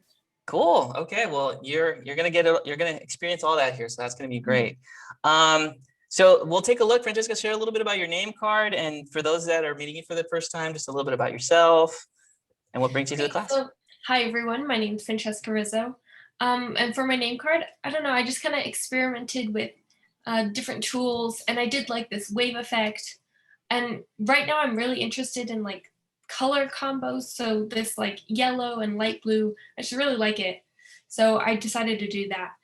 I mean, I kind of went basic, I went minimalistic, but I kept it simple, I guess. Very cool. And like you said, you're taking the class because you want to pursue a career in the fashion industry, or Yeah, fashion industry, fashion marketing. And I think it's important for me to get like a basic knowledge of design and how to use the program, especially. So, yeah, it's really interesting, those worlds, because and I think did I have you pinned? Yeah. Those worlds are definitely really interesting because oftentimes, I mean, it could be one more towards the other. In my career, when I met when I was being when I first started out, I was being mentored by like traditional artists, but they immediately transitioned into like digital and building like fashion products and things on the digital world. So it's good to have a foundation, but then moving into that digital world is helpful. And then it's interesting how like they stayed there, but often come back every now and again, just because it's just a productivity thing at that point. right. Yeah. So that's awesome. And how's been your experience so far? Overall, is this your are you close to transferring? Are you Well, I'm still in high school. I have one more year of my senior year. Oh my goodness, I did not know you were in high school. Yeah. So you were on taking your day classes and taking the Rio as a night class? My goodness, I didn't know you were in high school. Okay. Yeah. Wow. Okay. So then are you a senior or you junior Yeah, turning I'm into a going senior? to be a senior. Yeah. My goodness, Francesca, I didn't know you were a junior in high Yeah. school. Oh my gosh. So you've been taking your day classes and also doing your night classes, and how many classes were you taking overall then? I was only taking 2 because our high school splits it up. So we're supposed to be taking 3 and 3. So one semester is split up into 2. So Oh, I was wow. only taking 2 classes at the time. Oh, okay. Class. And what high school do you go to, if it's okay if we ask? Like, is it? I go to Pioneer High School. Okay, yeah. So yeah, because I taught at Santa Fe, but I know we have like contracts and sort of like agreements with other high schools in the area to take it. So was this class free for you technically, or? Yeah, this is free. This is like a dual enrollment class. Oh, you're the person we were talking about yesterday. I on it. Wow, that's awesome. So you're actually benefiting from the dual enrollment courses, and they give you 3 as a limit in the high school, and eventually you'll get those credits, and then you'll be hopefully maybe like a year or 2 years of credit in under your belt. Yeah. That's awesome. And you'll save all that money from like going to college and whatnot. Okay, cool. And then does Pioneer have a graphic arts program by any chance? They do, yeah. So I was thinking about taking like part 2 of graphic design, but I'm taking a lot of AP classes, so it kind of doesn't work with my schedule. Oh, wow. And so, and in comparison to the classes, like, how do you like the classes through Rio versus like in Pioneer? Like, are we comparable? They're pretty comparable, yeah. I mean, this is more, of course, art focused, and at Pioneer, it's not really, it's more your general classes. It's not creative, I guess. Oh, okay. So not as much theory is what it sounds like, but right. more of the technical stuff that you're getting over there. Right. Okay. Well, I mean, that's important. But I'm glad that we're putting more of the theory side of it and setting it up. You're not the only one. We also have another high schooler here as well. So we'll meet her momentarily. But oh my goodness, I thought you were like up in college and everything like that. So no, you know what? That's awesome. I applaud you. Dual enrollment is the way to go. And I mean, you're doing your APs, but I'm assuming that dual enrollment is great because you don't have to take an AP. Right. Yeah. So there, or take the test, is what I'm referring to. So it saves you a little bit of time there. Well, good job. Well, you know what? That's awesome. I definitely want to hear how the journey goes and see how you do before you graduate. I want to know how the dual enrollments happen and where you end up going. And in colleges, are you kind of scoping things, or do you get a chance to kind of start thinking a little bit about that yet? Yeah, actually, I want to go abroad to London, actually. So it's kind of a different system. So I'm still trying to like work it out and figure out all the things I need to do and whatnot. But there is a fashion institute here in Los Angeles. It's FITM, Fashion Institute. So I am interested in that, and they do have an abroad program. So I might go that route. So I have options. That's good. I totally recommend it. I think anyone going into fashion that's serious about the world should definitely see anything European. The Europeans sort of founded it. And so, yeah, London is people think that Paris is like the fashion hub, but really London has a really strong fashion. If not, I don't know if they're number one or number two these days, but I'm assuming they're at least up, they're definitely the top two. So London, Paris, these are the fashion capitals of the world practically. So how exciting. Well, I'm glad you're, well, welcome back. I'm glad you're taking the class, taking advantage of those dual enrollments, and yeah, and yes, you remembered your illustrator, so that's cool. You got your name in there, and it's only been 2 weeks, right? So you're use it or lose it, as we say. So that's great. And so I definitely I hope to give you some more exposure into that world and dive deeper into the theory side and the sort of the art focus of this world of graphic design. So as you saw from last semester. So welcome back. I'm so excited. All right, cool. Well, thank you for sharing. Very cool. All right, guys. Well, let's keep it going. I'm just gonna go down the list here just in case. Let's go with let's see. Actually, Jolene, let's talk to you because I think you have some similarities to Francesca, I want to say. Hi, Jolene. Welcome to the class. Thank you. And if I understand correctly, you are also dual enrolling, are you? I am. Okay, well, welcome to the class.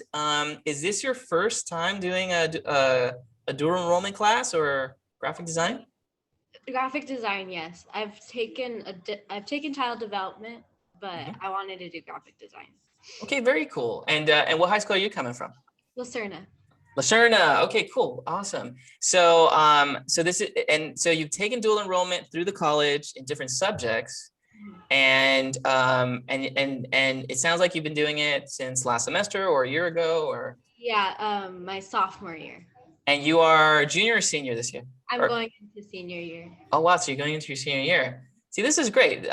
This is so awesome. Do you find that that Lucerna or just high schools in general are like edging more towards the dual enrollment classes? Are you seeing more students doing that these days? I've noticed that it's a really good opportunity to get ahead. So I think they are encouraging it more. So yeah. That's awesome. Okay, that's good to know. And does Lucerna have a graphic art program over there or graphic design classes, anything of that sort? They don't actually. They have like coding and some computer, or they actually have like 3D design and stuff like that, but nothing to focus on graphic design. Oh wow. Okay, so we're filling a need there for you. And this is your first ever graphic design class, art class, everything of that sort, right? Yeah. Cool. All right, cool. Well, you're perfect. I teach high school during the day, as you kind of learned yesterday. And then I do night classes here, or summer now and night classes over at Rio. But we do have students that do dual, and like Francesca, I never knew she was a high school student until today. So there you go. And so, yeah, so it's a really great opportunity to get on credits, try a class out, see how it works. And this is so exciting. So I'm really glad that you're taking the class for the first time. Photoshop is fun, it's cool, and I think you'll enjoy the process. Let's take a look at your name card. What do we got created there? So I have a feeling my name's not big enough, but I had different that I added. Yeah. And that was a hill. Can we see it up close in the camera there for a second? Yeah, I tried doing like an ocean and a sunset. Cool. Yeah. And what does that represent about you? Do you like to go to the beach? Are you a big fan? Yeah, but I like going to the beach, and then the symbols included like going camping, baseball. I'm a big baseball fan. Yeah. Cool. And who's your favorite team in baseball these days? I'm a Dodger fan. You're a Dodger fan. There you go. That's the right answer. And okay, cool. And you're exploring right now. Do you think this might be a career option? Do you think this might be more of a hobby for you? Where do you see yourself with graphic design generally? I definitely want it to be my career. Cool. Okay. And you said you took other courses in business, was it, or in other Rio courses?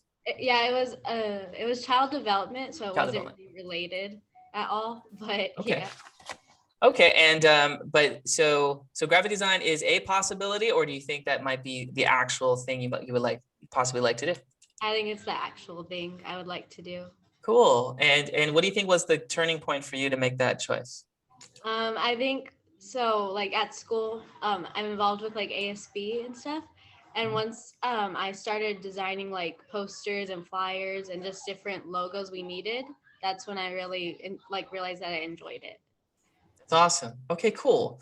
Well, you're definitely in the right place.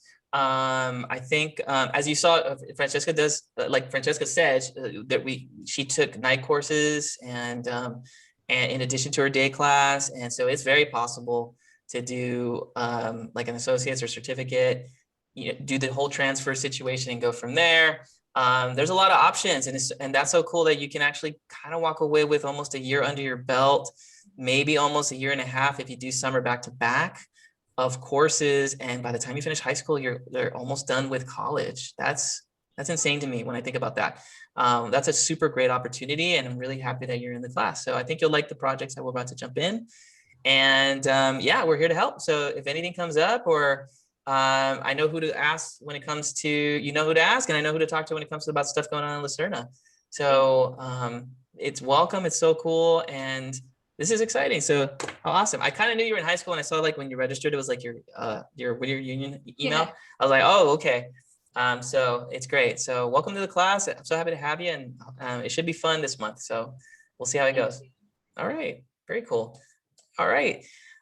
This is cool. Like I got more high schoolers in here. That's awesome. It's like my regular class. Let's keep it going, guys. Let's go with let's just go down the list here. Kalena, you're welcome back to the class. I know you've had, well, I need to ask the question now. Kalena, you did graduate from high school, right? Yes. Okay, so you are because at this point, I'm just going to ask everyone if they're in high school. So welcome back, Kalena. So Kalena took my just finished packaging design, and you started in my digital illustration class. So you've had me, this is our third semester, right? So almost third semester together. Mm-hmm. So welcome back. And let's take a look at your design, Kalena. What program did we go with? Creating your name card. I did it digitally. Very cool. And so we'll get that there. Kalena is a fine artist too, if I recall, and has a very cool style when it comes to her artwork. So I'm looking forward to seeing that. Okay, great. And we use Illustrator, obviously. So Kalena, so break it down a little bit. Tell us a little bit about yourself for those of us that are new, and what brings you to the class. Okay. Well, I'm Kalena, and I work with like every medium that exists, almost. There's a few that escape me, but I wanted to, in this name card, include like all the elements, because I also, it kind of like just show I do a lot of stuff, and also that I work a lot, like making characters or images that are that involve like the elements. So you're muted. Thank you, Kalena. And so your drawing style, we have had a chance to see that, which is cool. And your career goal, is it specifically to have like your own? Are you going for like a graphic design career goal, having your own business, combining it into another field, perhaps? What is like your vision or your goal for the work that you do? I'd like to have my own business. Okay, awesome. And you kind of and so you have done some things, and we've talked about it before. And you did take the packaging design class, and we did some stuff, and you're in Photoshop. So I'm glad you're taking the class this semester. And then Kalena, how much more time before you finish Rio? Are you kind of? I think there's like one more class I have to take, but then I should see if there's more than that, and then I'll probably transfer. Awesome. Okay. And any particular places where you might think about transferring to? I want to go to Regent University. Very cool. And Regent, if is more specializing in more specific arts, if I understand correctly? Genres? I think it is more fine arts based. Very cool. Well, basically the good news is that you're taking the class and you're kind of applying it. So so you're using Illustrator, which is great. Were these like your illustrations that were traced out, or did you draw using like the pen tool or using your brush tool, or a combination of tools there? I made a small sketch on like just a normal piece of paper, and then I used the pen tool to trace. Okay, cool. So you have that pen tool there. So this is all pen tool. This is your pen tooling at play, which is great. So, well, good job. For those that don't know, the pen tool is a heck of a tool, but it can be challenging, but at the same time, super helpful, as we learned in my digital illustration class. So we actually did like cover that, and it's cool. So, well, that's very cool, Kalena. Welcome back, and I'm happy that you're taking the Photoshop class. I think you're going to benefit a lot from it. And it's I think it's going to be really cool. So definitely continue to illustrate and draw as you normally would. Build up your style digitally like you do by hand, and it will translate over. So I know it's already like building up, and I can already see like some of your lettering here that's showing some shadows, kind of similar to your style. So it almost seems like you're getting more and more comfortable with the tool as you're doing more of it, if I understand correctly. Yeah.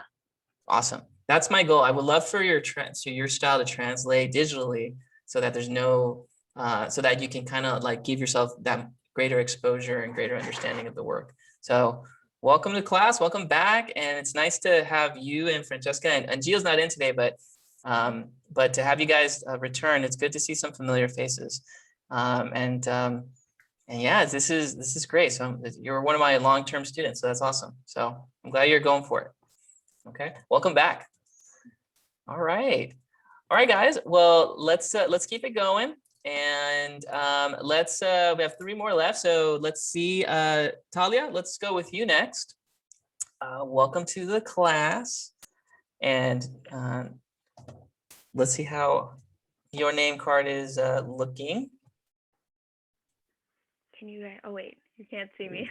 We can hear you, and now we can see you. Okay. Yeah. Now, am I pronouncing your name correctly? Is it Talia or Talia?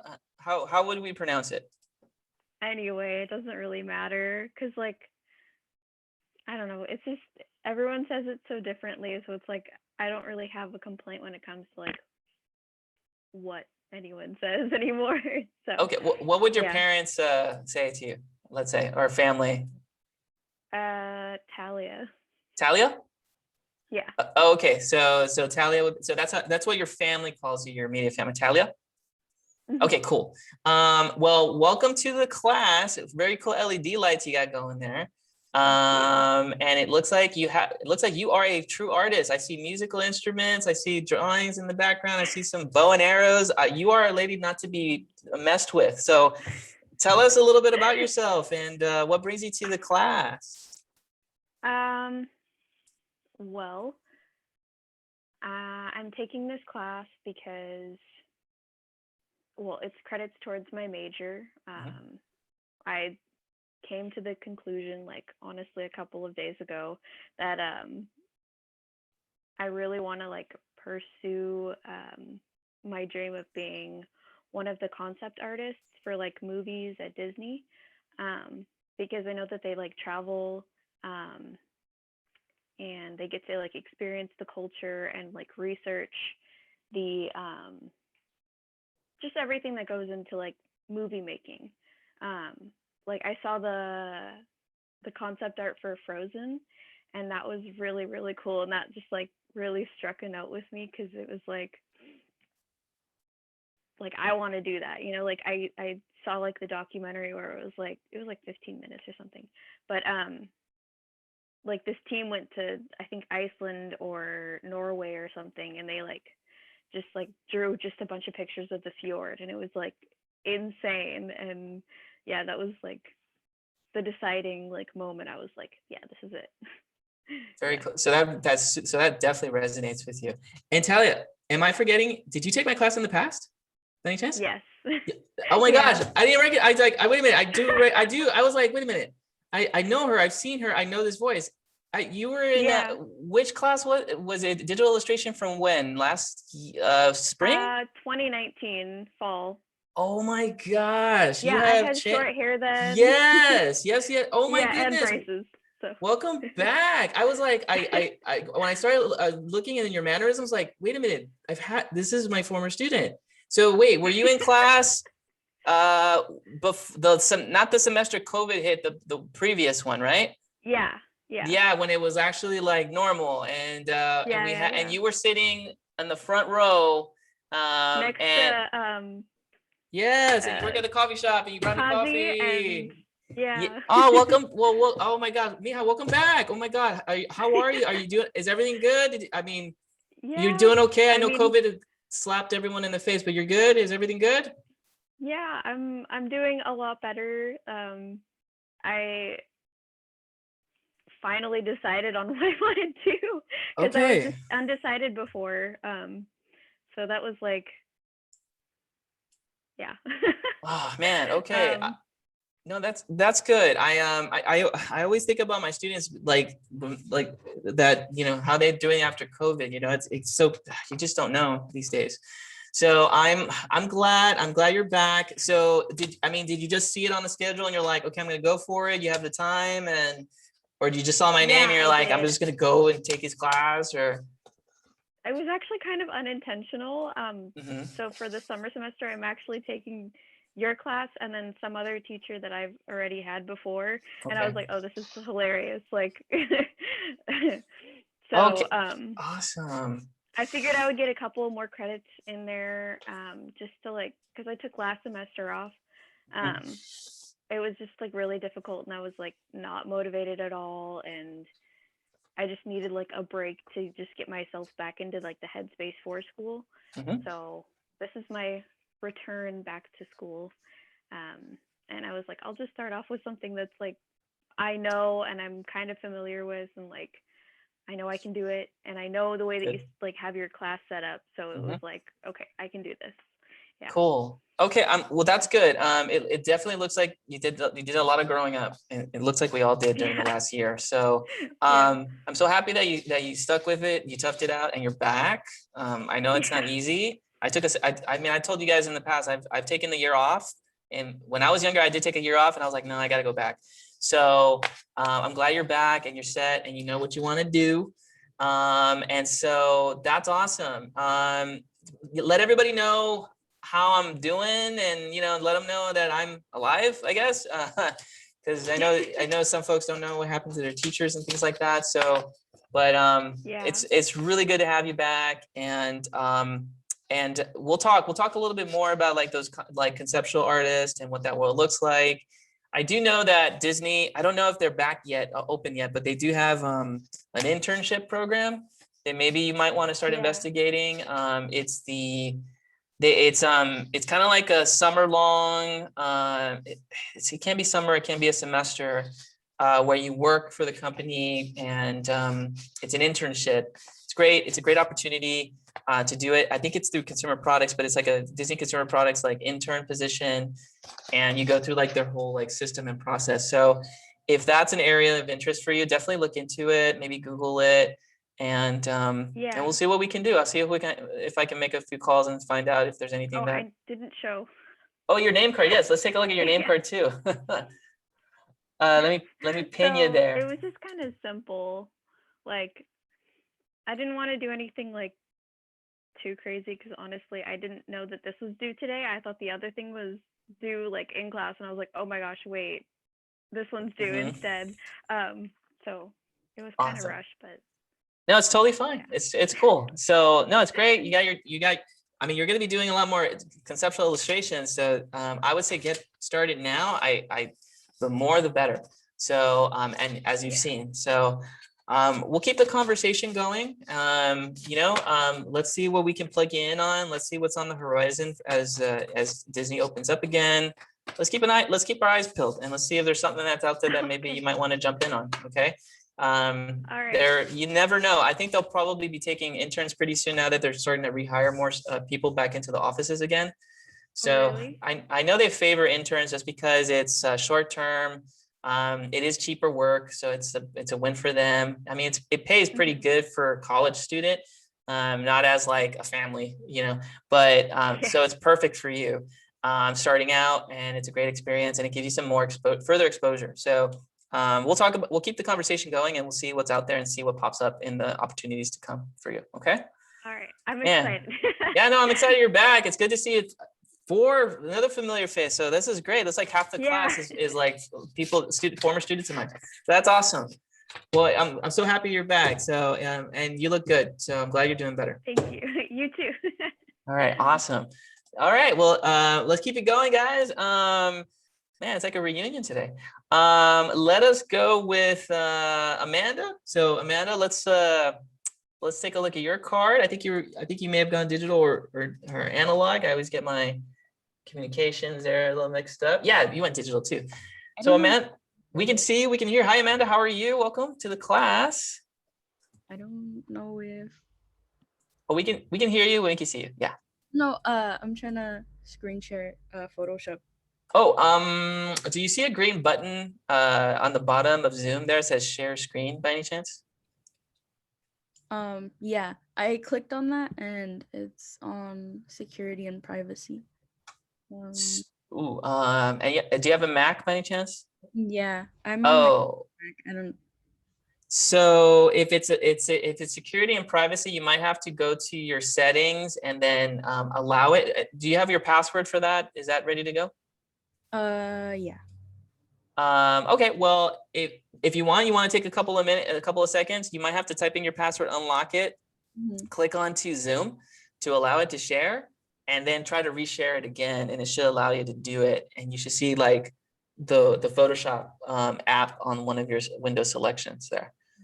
Okay, do you need a couple of minutes? I can go to Maria and then we'll come back to you at the end if that helps. Yeah. Okay, cool. All right, we'll come back to you then in a second, Amanda. We'll go to you, Maria, and then we'll say hello, see how you're doing, and say welcome. Hello, can you hear me? Yes, we can hear you. Welcome, Maria. How are you? Oh, hi, welcome. Thank you. Hold on. I'm using my phone, that's why. Hold on. Okay. Let me get my camera ready. Hold on. Sure. It might kick me out because I tried it earlier and it was like hold on.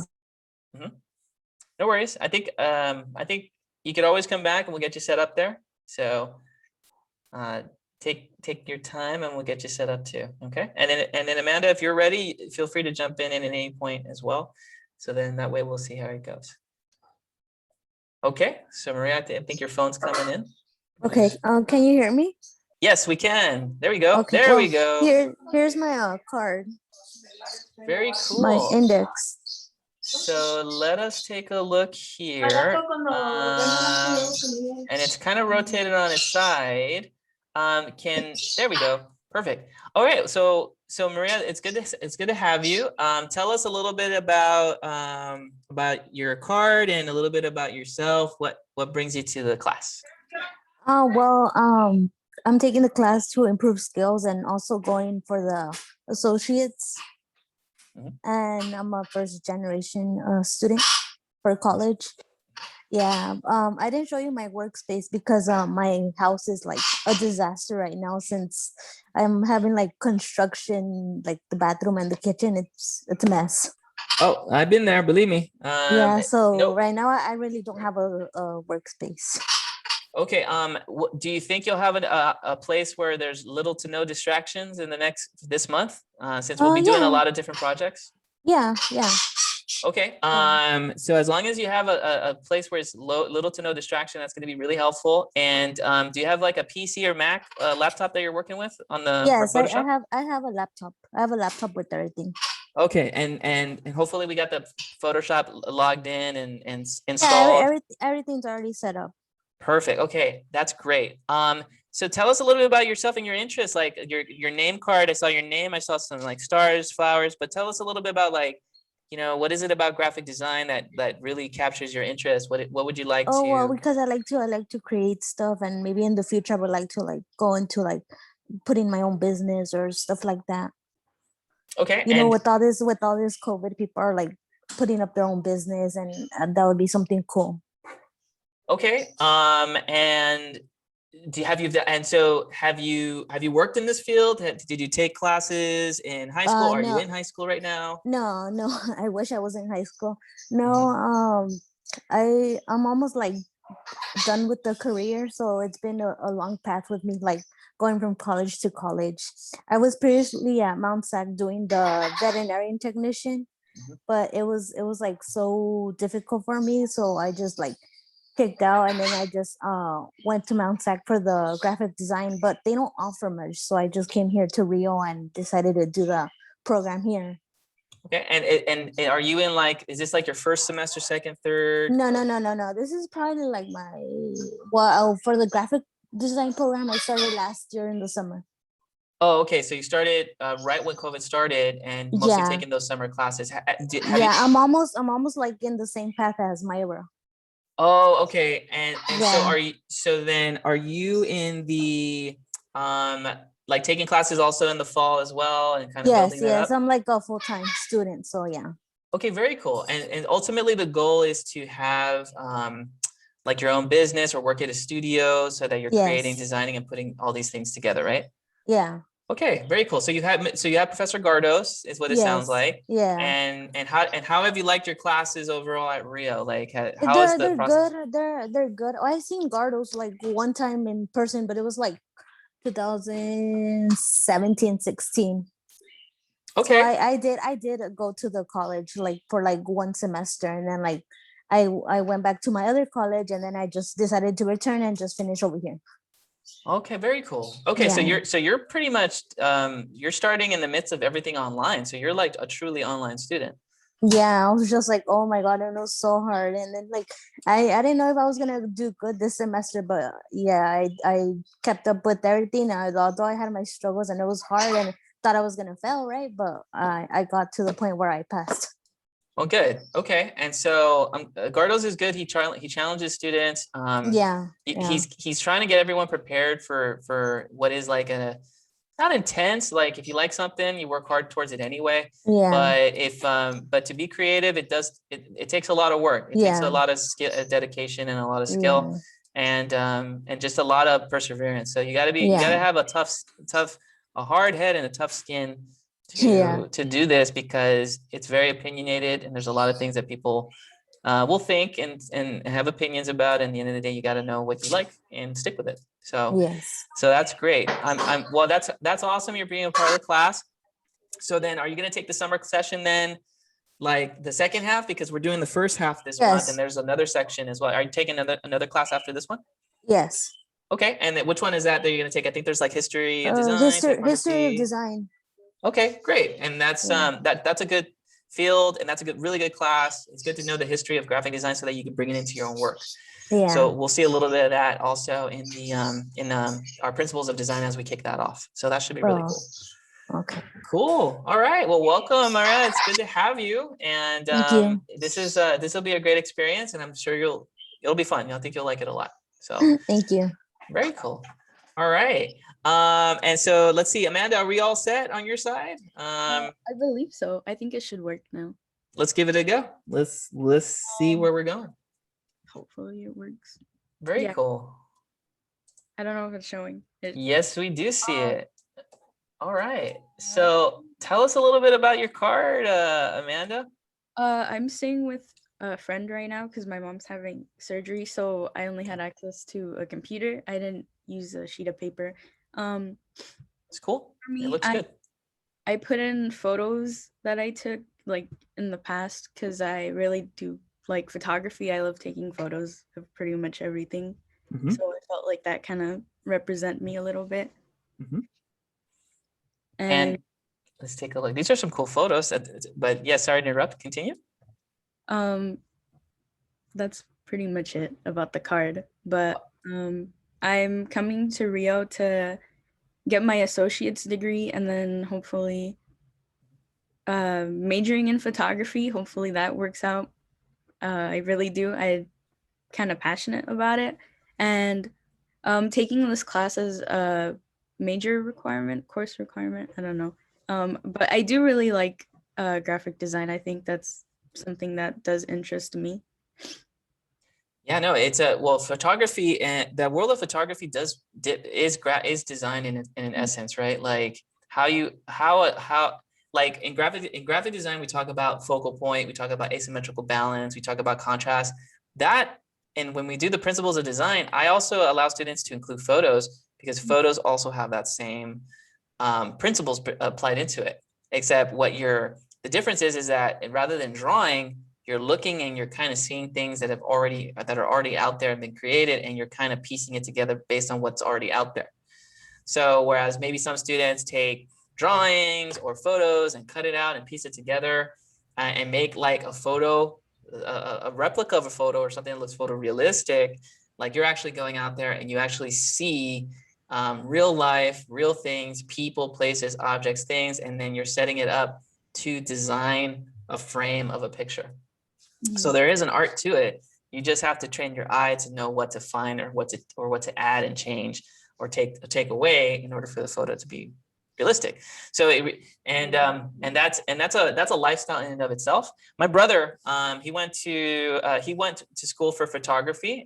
He got his bachelor's in photography from Otis Parsons, and so his original degree is in the area of photography. Then he kind of expanded photography and went towards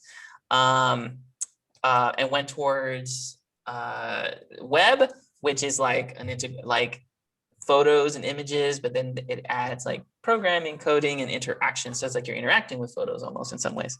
So he kind of moved into that field naturally, and that took like 15 years almost, like 10 or 15 years for the transition to occur. So that's cool that you actually are going in that direction.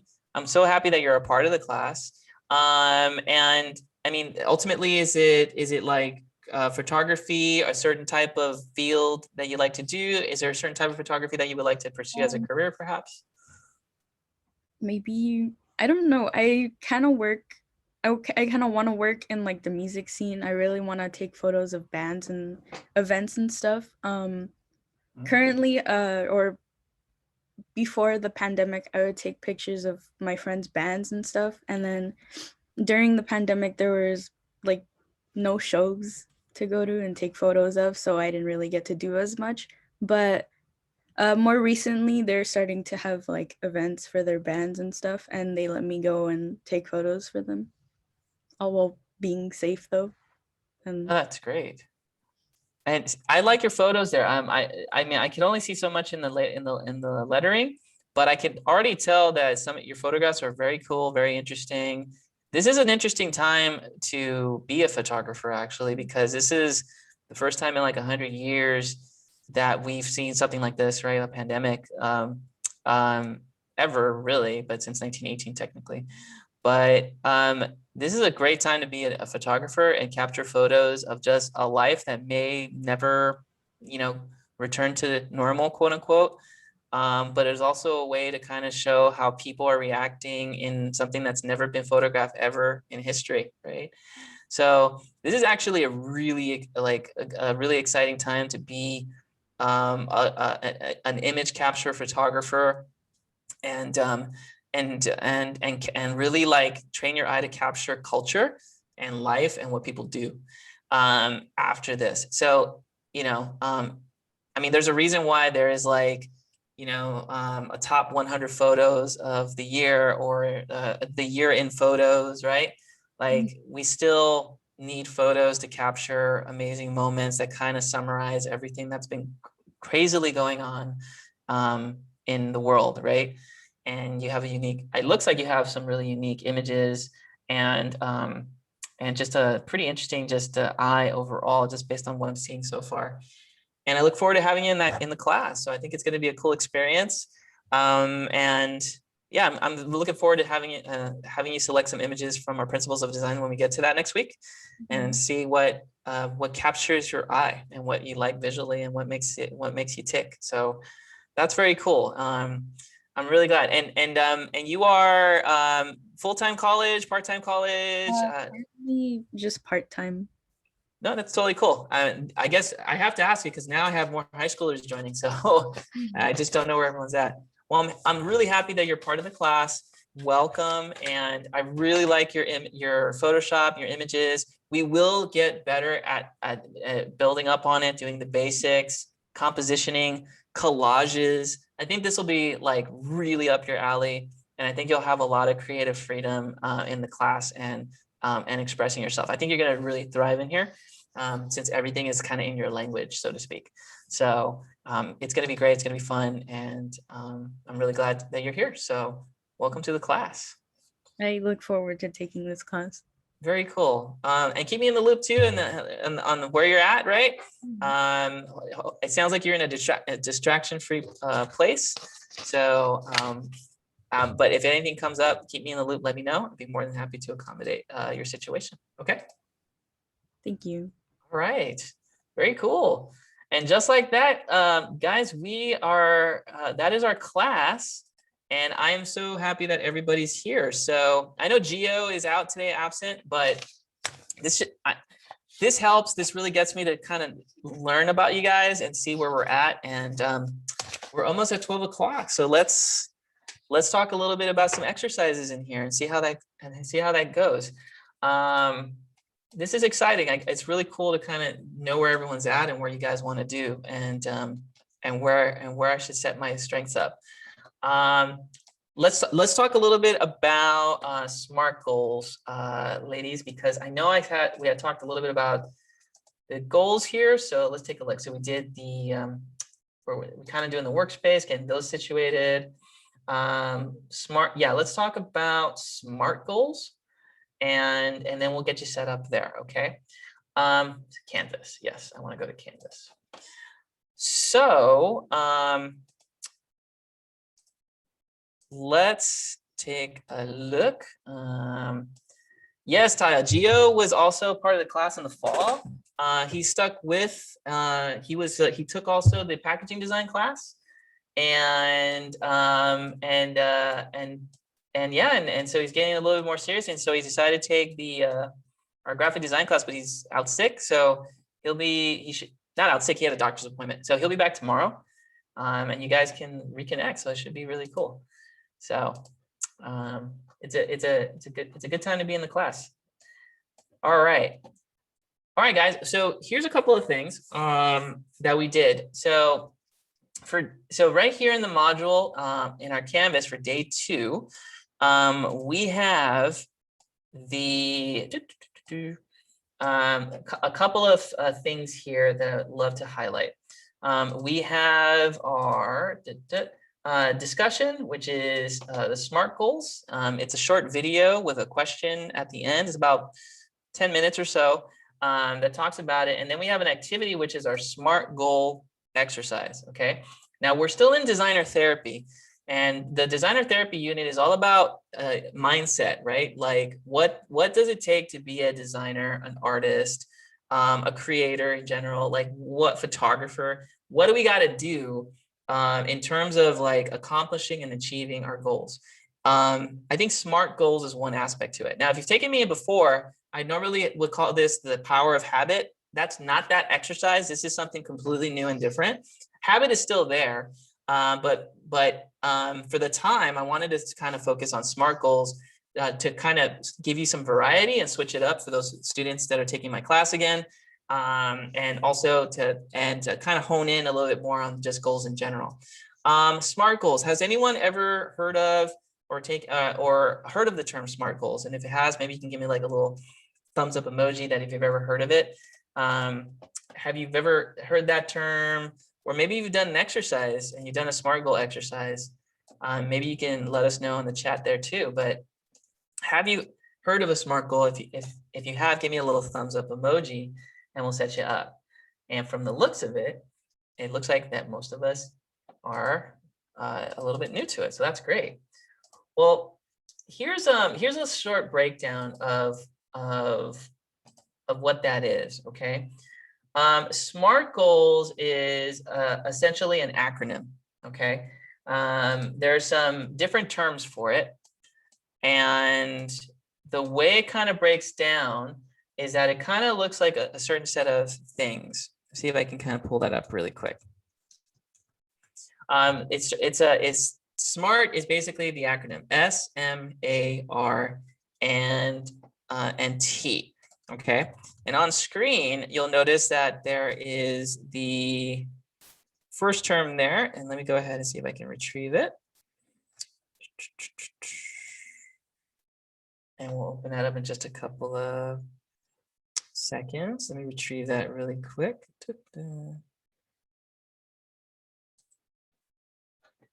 So the first S is referring to specific.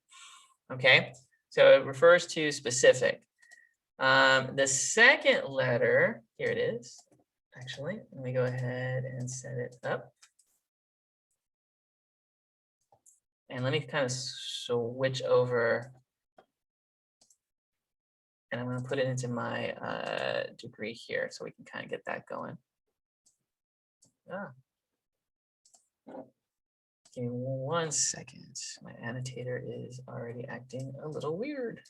Okay. And let's move this over here. Perfect. That's what we want, this screen. And let's go ahead and make this a little bit smaller and format it this way over here. Okay, cool. All right, so the first one is stands for S. Now, in most schools, in most classes, they will say something in relation to, your goals or your habits, right? SMART goals is actually like a super specific way to achieve a goal. Okay. The first S in that acronym actually means specific. So it is like it's realistic, but slightly slightly more far-reaching than normal, but it's specific. It actually has a number related to it, and it allows us to kind of connect a little bit closer to that term. So, for example, I want to work for a consulting firm with offices in more than 50 countries, right? That's a specific goal. It's not, I want to work for a company. It really breaks it down to like, okay, I want to work for a company that has this many offices. So it's got to be specific. Specific will make it measurable, which is the M. And what the M is basically the number or the date that to keep you on track and provide you a way to measure your success. So that's essentially what the M stands for measurable. So an example of that would be, I'm going to join 3 companies or 3 LinkedIn groups online and add comments at least once a week, referring to like the job, let's say. For graphic designers, that would be specific would be like, I want to work for a design firm in the Los Angeles area. And then measurable will be, I will look for, I will apply for, not apply, I will start looking at, maybe 1 or 2 or 3 companies per week online that are in the Los Angeles area to see who I like specifically in that, in my field or has good design work. The A represents attainable. So is this like a realistic challenge, right? So that you can celebrate it. Going back to the hierarchy of needs, you got to have a goal that's achievable so that you can celebrate and reward yourself for that. That's part of being the best version of yourself, or being a self-actualized person according to Maslow's hierarchy of needs, right? So is it attainable? Is this a realistic challenge that lets you get to your goal and provide you personal satisfaction? So, if you want to start your own business, which I know a few of you ladies would like to do, I want to start my own business using the strengths and skills that I've developed over the years, right? That's a realistic goal, right? Not to start a corporation where I have no skills in, but is like, oh no, I'm actually going to apply for a job and work for a studio, and I'm going to apply for a position that aligns with my work abilities or my college level of experience, right? That's realistic, right? I'm going to go for an entry level, design position because I am currently a college student. That's realistic. That's attainable. That's not too far from reality, right? So it is attainable. It's legit. Okay. Then there's the relevant. Okay, is this align? Does this goal align to where you want to be in your life, right? So, you know, an example would be, I want a job that gives me more time with my family. If that's a goal, that's something that you value, then you want that job to align with it, right? You know, I think, you know, my root saying that, hey, I want to have my own studio so, you know, I can work from home and have, you know, have my own business one day. That's relevant, right? Why? Because you value, I'm assuming you want to spend more time with your family. So having your own business means possibly more time with family, financial freedom, right? You don't have to really, you go by your schedule. That's relevant. That's important. That aligns to what matters to me, what matters to you. And so SMART goal takes into account that aspect, which is like what's important. Sometimes people teach you how to do goals that are not realistic. I like SMART goals because it actually reminds you like what's important to you and only you. And it also puts like reality in it as well, which is like, it's important to me and I want to get there. And this is like a realistic goal that I can get to. And then the T is time. How much time are you going to give yourself, right? What is your deadline for this goal? So do you have like a little bit of urgency to get it, right? If it's too far away, you might not have the motivation to do it. If it's too close, you might not motivate yourself to even start it. But what's the weeks or months that, depending on the goal or even hours, that will get you to where you need to be, right? So if you want to have your own like graphic design, you know, business, then, you know, what's a realistic number of years before you start? Is it 2 years with an associate's? Is it 3 years with associates plus work experience, right? Is it in 3 months because you're ready to start building clients and you know how to deal with people and how to charge and what to charge, and you're ready to go forward with it? Like, what's the time on it? And so that way you can kind of give yourself a little bit of that push needed to get to it.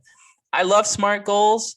SMART goals makes it really achievable and realistic. And what I want to do is kind of have you guys start to get familiar with it using this exercise, which is the SMART goals exercise. And here's how it kind of breaks down.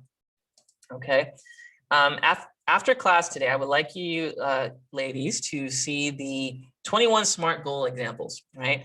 It's about 10 minutes, but there's literally like 21 different examples out there. Okay. It's also attached to today's discussion question. So you can kind of like review the video, answer the question, and just kind of share a little bit about what it is and what SMART goals are. I like SMART goals, like I said, because it makes it really, really measurable and specific, and you can track how you're doing regularly. I do a version of this myself. And I basically kind of give myself like every 3 months to accomplish like a series of goals, right? I have year-long goals, like the things I want to do in a year, but then I break them down into like little goals for every 3 months, if that makes sense. So, you know, through my school, I run a program. I have like this small engineering program at my school that I work in during the day. So I know what I want. I have goals for the entire year. Like, you know, this year I'm going to have a women in arts, women in STEM event. We're going to, you know, we want to showcase, you know, amazing women in the field of design and engineering, for example, right? Or design. And I want that to be, that's the goal for the year. So for me, the SMART goal version would be specific, which is, well, I'm going to do 5 Zoom talks during lunch, right? I'm going to make those talks measurable and make it basically, you know, I'm going to do it within, I'm going to do the, you know, do one every like month, basically, let's say. Is it achievable? Yeah, it is achievable. Why is it achievable? Because this is going to connect with our female students that need role models and examples of successful designers and engineers in the field, in these fields. So this is achievable. There are women that have worked there that are within our network and community that can help. right? Is this relevant? Why is this significant to your life? Well, it's significant because in order for us to get to where we are as a country, as a nation, to be a sustainable planet, basically, we need a lot more women participating in all the fields that require a lot of creative thinking. So we need a lot more problem solving skills in areas of sustainability and making the world a better place. So we need more women to participate, because then we'll have greater levels of problem solvers and more unique perspectives, which we need in the world today. And is it timely? Like, when will you achieve the goal? Well, I can definitely do one event per month and one talk per month to reach my goal of like 5 or 6 in a school year, let's say, but it's totally achievable, right? So the SMART goal is really there to kind of help build that system and give you guys some real specific terms on how to do it. So here's what we're going to do. I'm going to share this document with you guys, and we're going to make a copy of this file. Okay. And I think I'm going to take at least another 5 or 10 minutes just to get it going. So please bear with me. And I would like for you guys to make a copy of this file. So let's see if it actually goes through.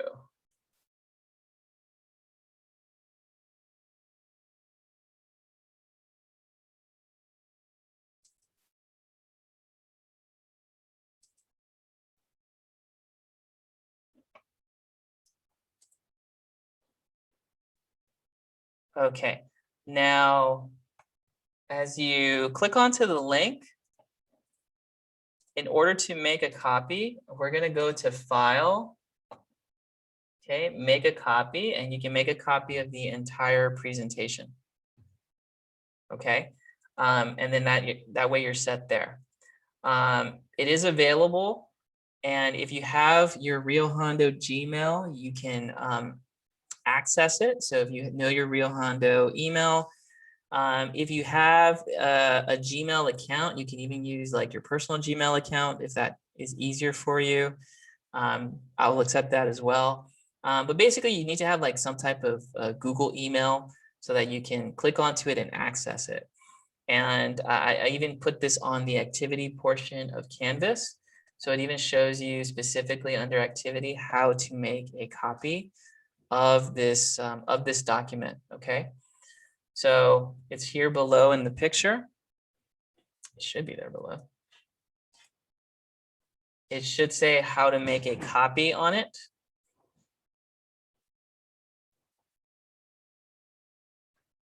And let me leave the student view for a second.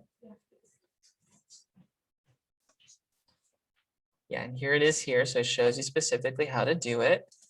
So we're going to go to draw, arrow. All right, it's basically edit menu, make a copy, and you can make a copy of the entire presentation. Okay, so that way you're set. And then basically what's going to happen is that we're going to write in under your copy, you're going to replace in the red with your goals. Okay, so we want to take a look at what your goals are. We're actually going to build goals. We're going to build a goal for the class. We're going to build a SMART goal for your personal life, and then you can even add a third goal in there for something miscellaneous that you would like to achieve in the class. But essentially, what we're going to do is understand what it is to create a SMART goal. Now, why am I doing this? The reason I'm doing this is because as designers, really as just productive members of anything, anything that you ever want to do, it's obviously an obvious thing. You got to set goals for yourself, right? There's 2 things that really stop us from completing a goal. Obviously, it's behaviors, certain things that like are hindering us, deterring us, habits, bad habits, basically that trigger us. But what happens when you're like you don't have those bad habits or you're aware of those habits? Then how do we get to building a goal? And like, now that I'm ready to like get back into the swing and get back to building, this graphic design career, how do I do that? And so SMART goals is a really simple way of doing that and making it measurable. And you got to always look at it again and again, regularly, almost weekly practically, to measure your goals and see where you're at so that you constantly remind yourself how close you are to getting to where your goal is. So we're going to set 3 goals. Okay. Once you make a copy, you can basically highlight the red and then type in what you like to accomplish. So academically, well, I want to get an A, let's say, or B in my design class, my digital imaging design class. Okay, that's a legit goal. We're going to go to slide number 4, right? And it says here, okay, for that academic goal, what exactly we want to accomplish? Well, I want to make a B or better in my design class this semester, okay, or really this summer.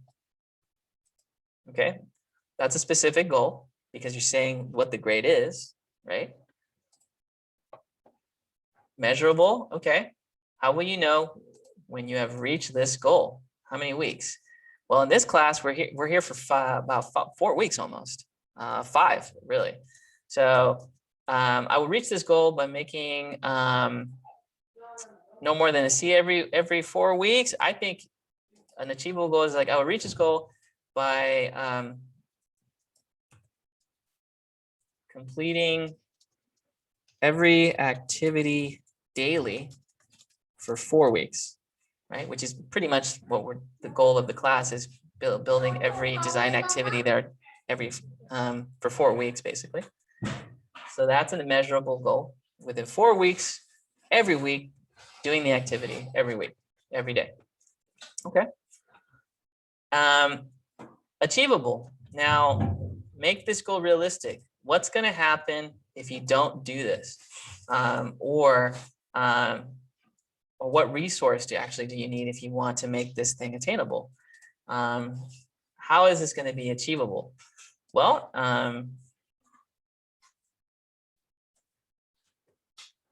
I want to turn in my assignments at the end of the day before midnight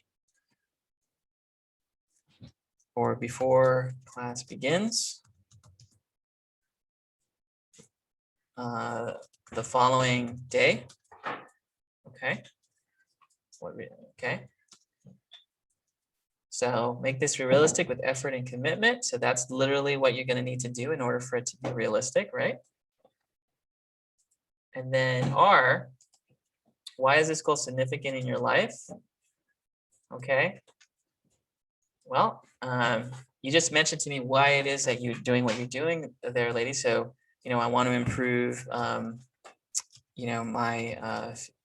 my future, or by having, greater, financial freedom, or the ability to travel the world, or have access to some of the best fashion in the world. But what is that? Why do you do what you do, right? What is the why behind it? Every goal should have an emotion attached to it because we're emotional people. And so our emotions is really what fuels these goals, right? Blank goals will often lead to sort of unhappy people. So we want to have some emotional leverage, and we want to make sure that we know why we do what we do. Okay. And then time for the T. When will you achieve this goal? Well, we know exactly when we're going to need to do all this. It's by July the 9th. I want to make a B or better in design, imaging, by July, really 8th, because the 9th is no class, because there's no class on Fridays. So that would be achievable, right? And I even add a couple of questions that talk about like barriers, right? Again, putting more emotion to the goal. Well, How would you feel if you don't reach this goal? It's good to know. It's good to remind yourself of the pain of not completing something, because sometimes like just reminding yourself of what's at stake, what's the cost, the pain of it can motivate you. Pain can actually be a good thing if you can use it as a motivator towards your goals.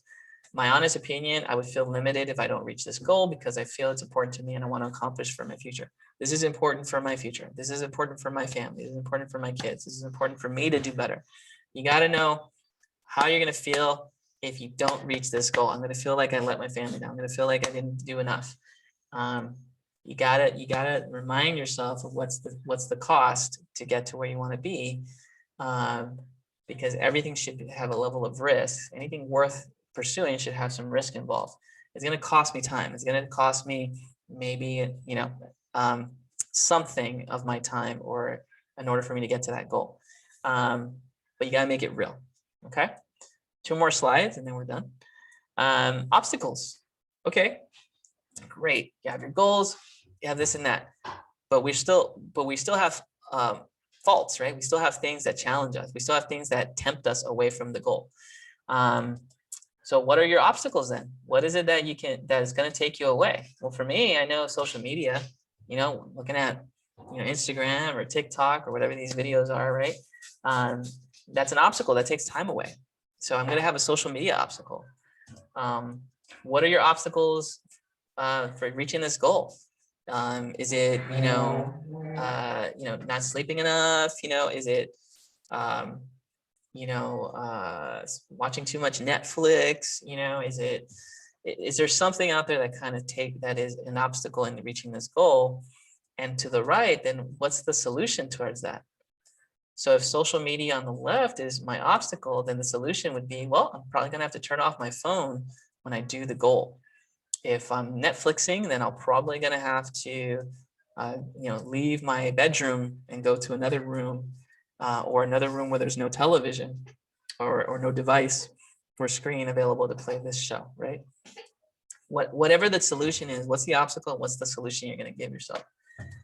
Okay, and then the last slide is take action. What are the 3 things you can do to take action to reach this goal? Well, you know what, Professor, I'm going to begin by dedicating 30 minutes every day, or an hour. I'm going to work an hour right after class ends. I'm going to put an hour in or 2 hours, and depending on what your schedule is, right? I'm going to take a break after class, and I'm going to put in a solid 25 minutes, take a break, do another 25 minutes, right? Which is the Pomodoro technique. It's a great technique for kind of starting work to kind of get over the procrastination. Go every 25 minutes and take a break. What are those action steps that's going to help you get to that point? And basically you're going to do it again, right? For your personal goal, right? Maybe some of you guys have a personal goal that you like to achieve, whether it's an eating goal, a workout goal, a family goal, relationship goal. There's an opportunity to put a personal goal in and make it SMART, right? And then the miscellaneous goal is your 3rd goal. This could be anything, right? This could be any goal that you wish, no matter how small or how big, but definitely make sure to watch the video to see 21 examples of SMART goals so that you can get inspired, get some ideas and what to build, right? Financial goals, that's another one too. There's so many goals, right? Financial goal, relationship goals. There's spend more time with my significant others. There's been more time with my children. There's spend so much time with my kids playing every night. Like whatever the case may be, we want to make it real, okay? And again, the reason why I'm doing this is that I want to teach you guys to apply SMART goals, because every successful person that I know has some form of a SMART goal built into their day, right? They put emotion behind it, right? They make it meaningful, right? They put a cost and a price to the work. There's a sacrifice that they're putting into it, and then they're going in that direction. Yes, you're going to edit the entire document, which is your copy.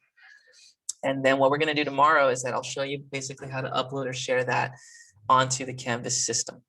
Okay. Does that make sense for everyone? And does that kind of break it down a little bit? Is that okay? Does that work for you guys? If it does, you can give me a little thumbs up emoji if this makes sense. for everyone. It's part of designer therapy. And I think it's helpful to kind of get our minds right and say, okay, what's important? What do I want to do? How do I want to do it? You can use this class for academic. You can use any other class for academic. So you feel free to use my examples if you wish, but the other two should be personal goals or anything related to as such. Okay. I also put a cool little bonus video here in the activity page of Canvas. This is a 5-minute video where there's a really great channel called The Future that I always promote in my classes. It's a graphic design, creative, business focused YouTube channel where the teacher is Chris Do, an LA native and a teacher from Art Center. It's those that don't know, there's a school in the city of Pasadena called Art Center College of Design. It's the most expensive design school in the US. A lot of different fields. It costs like $250,000 to go there. And not many Americans go. It's mostly international students that can afford that kind of price tag. And a lot of college scholarships too. He's taught there, and he quit his job to teach on YouTube because he didn't like the fact that it was so expensive and good designers couldn't go because they couldn't afford it. So he figured out a way to build a successful business and get paid more to teach online using YouTube. And so he's the first successful graphic design teacher on YouTube, I would say. And he teaches a lot of things that you'll see as early as tomorrow, to be honest. Well, today and also into tomorrow. So I recommend his channel as something for you guys to watch forever during and after this class concludes. Because there's literally 800 videos on how to be a better designer. And I highly recommend you ladies to check it out when you have nothing to do or if you have some downtime. Check out a playlist. You will definitely gain some value from it. Chris knows how to command and to charge high prices for his design. And he knows how to run a successful graphic design business. And so he teaches other students how to do the same thing. Okay. So that's 5 minutes. It talks about him talking to other designers about SMART goals and what's stopping them from getting to those goals and what they need to do in order to achieve it. So watch those videos, ladies. Make sure you get a chance to process it. And tomorrow morning, we'll check in, answer any questions that you might have. Feel free to send me messages of questions that you might have today as well. Again, it goes to my email and my phone. Any questions that you might have, I'll try to get back to you within the first 24 to 48 hours. Okay. All right, are we good? Does that make sense? Okay. Due date, yes. I would say let's make it by the beginning of class tomorrow. So I don't want anyone staying up late. So if you want to wake up early tomorrow morning, 7 o'clock, and do it before class starts, that's okay. So I'll make it due at the beginning of class tomorrow morning. Okay. So you don't have to stay up late until midnight or anything of that sort. And if we need more time, let me know. I'm very flexible with the due dates. Now that I've met you all, I feel like you guys are going to do well in the work. Okay. All right. All right, ladies. Well, then we will do it. I'm going to stop the recording now, and we will definitely see you guys tomorrow morning at 9 a.m. Have a really good afternoon and a good evening. And you guys are officially dismissed. So we'll see you tomorrow.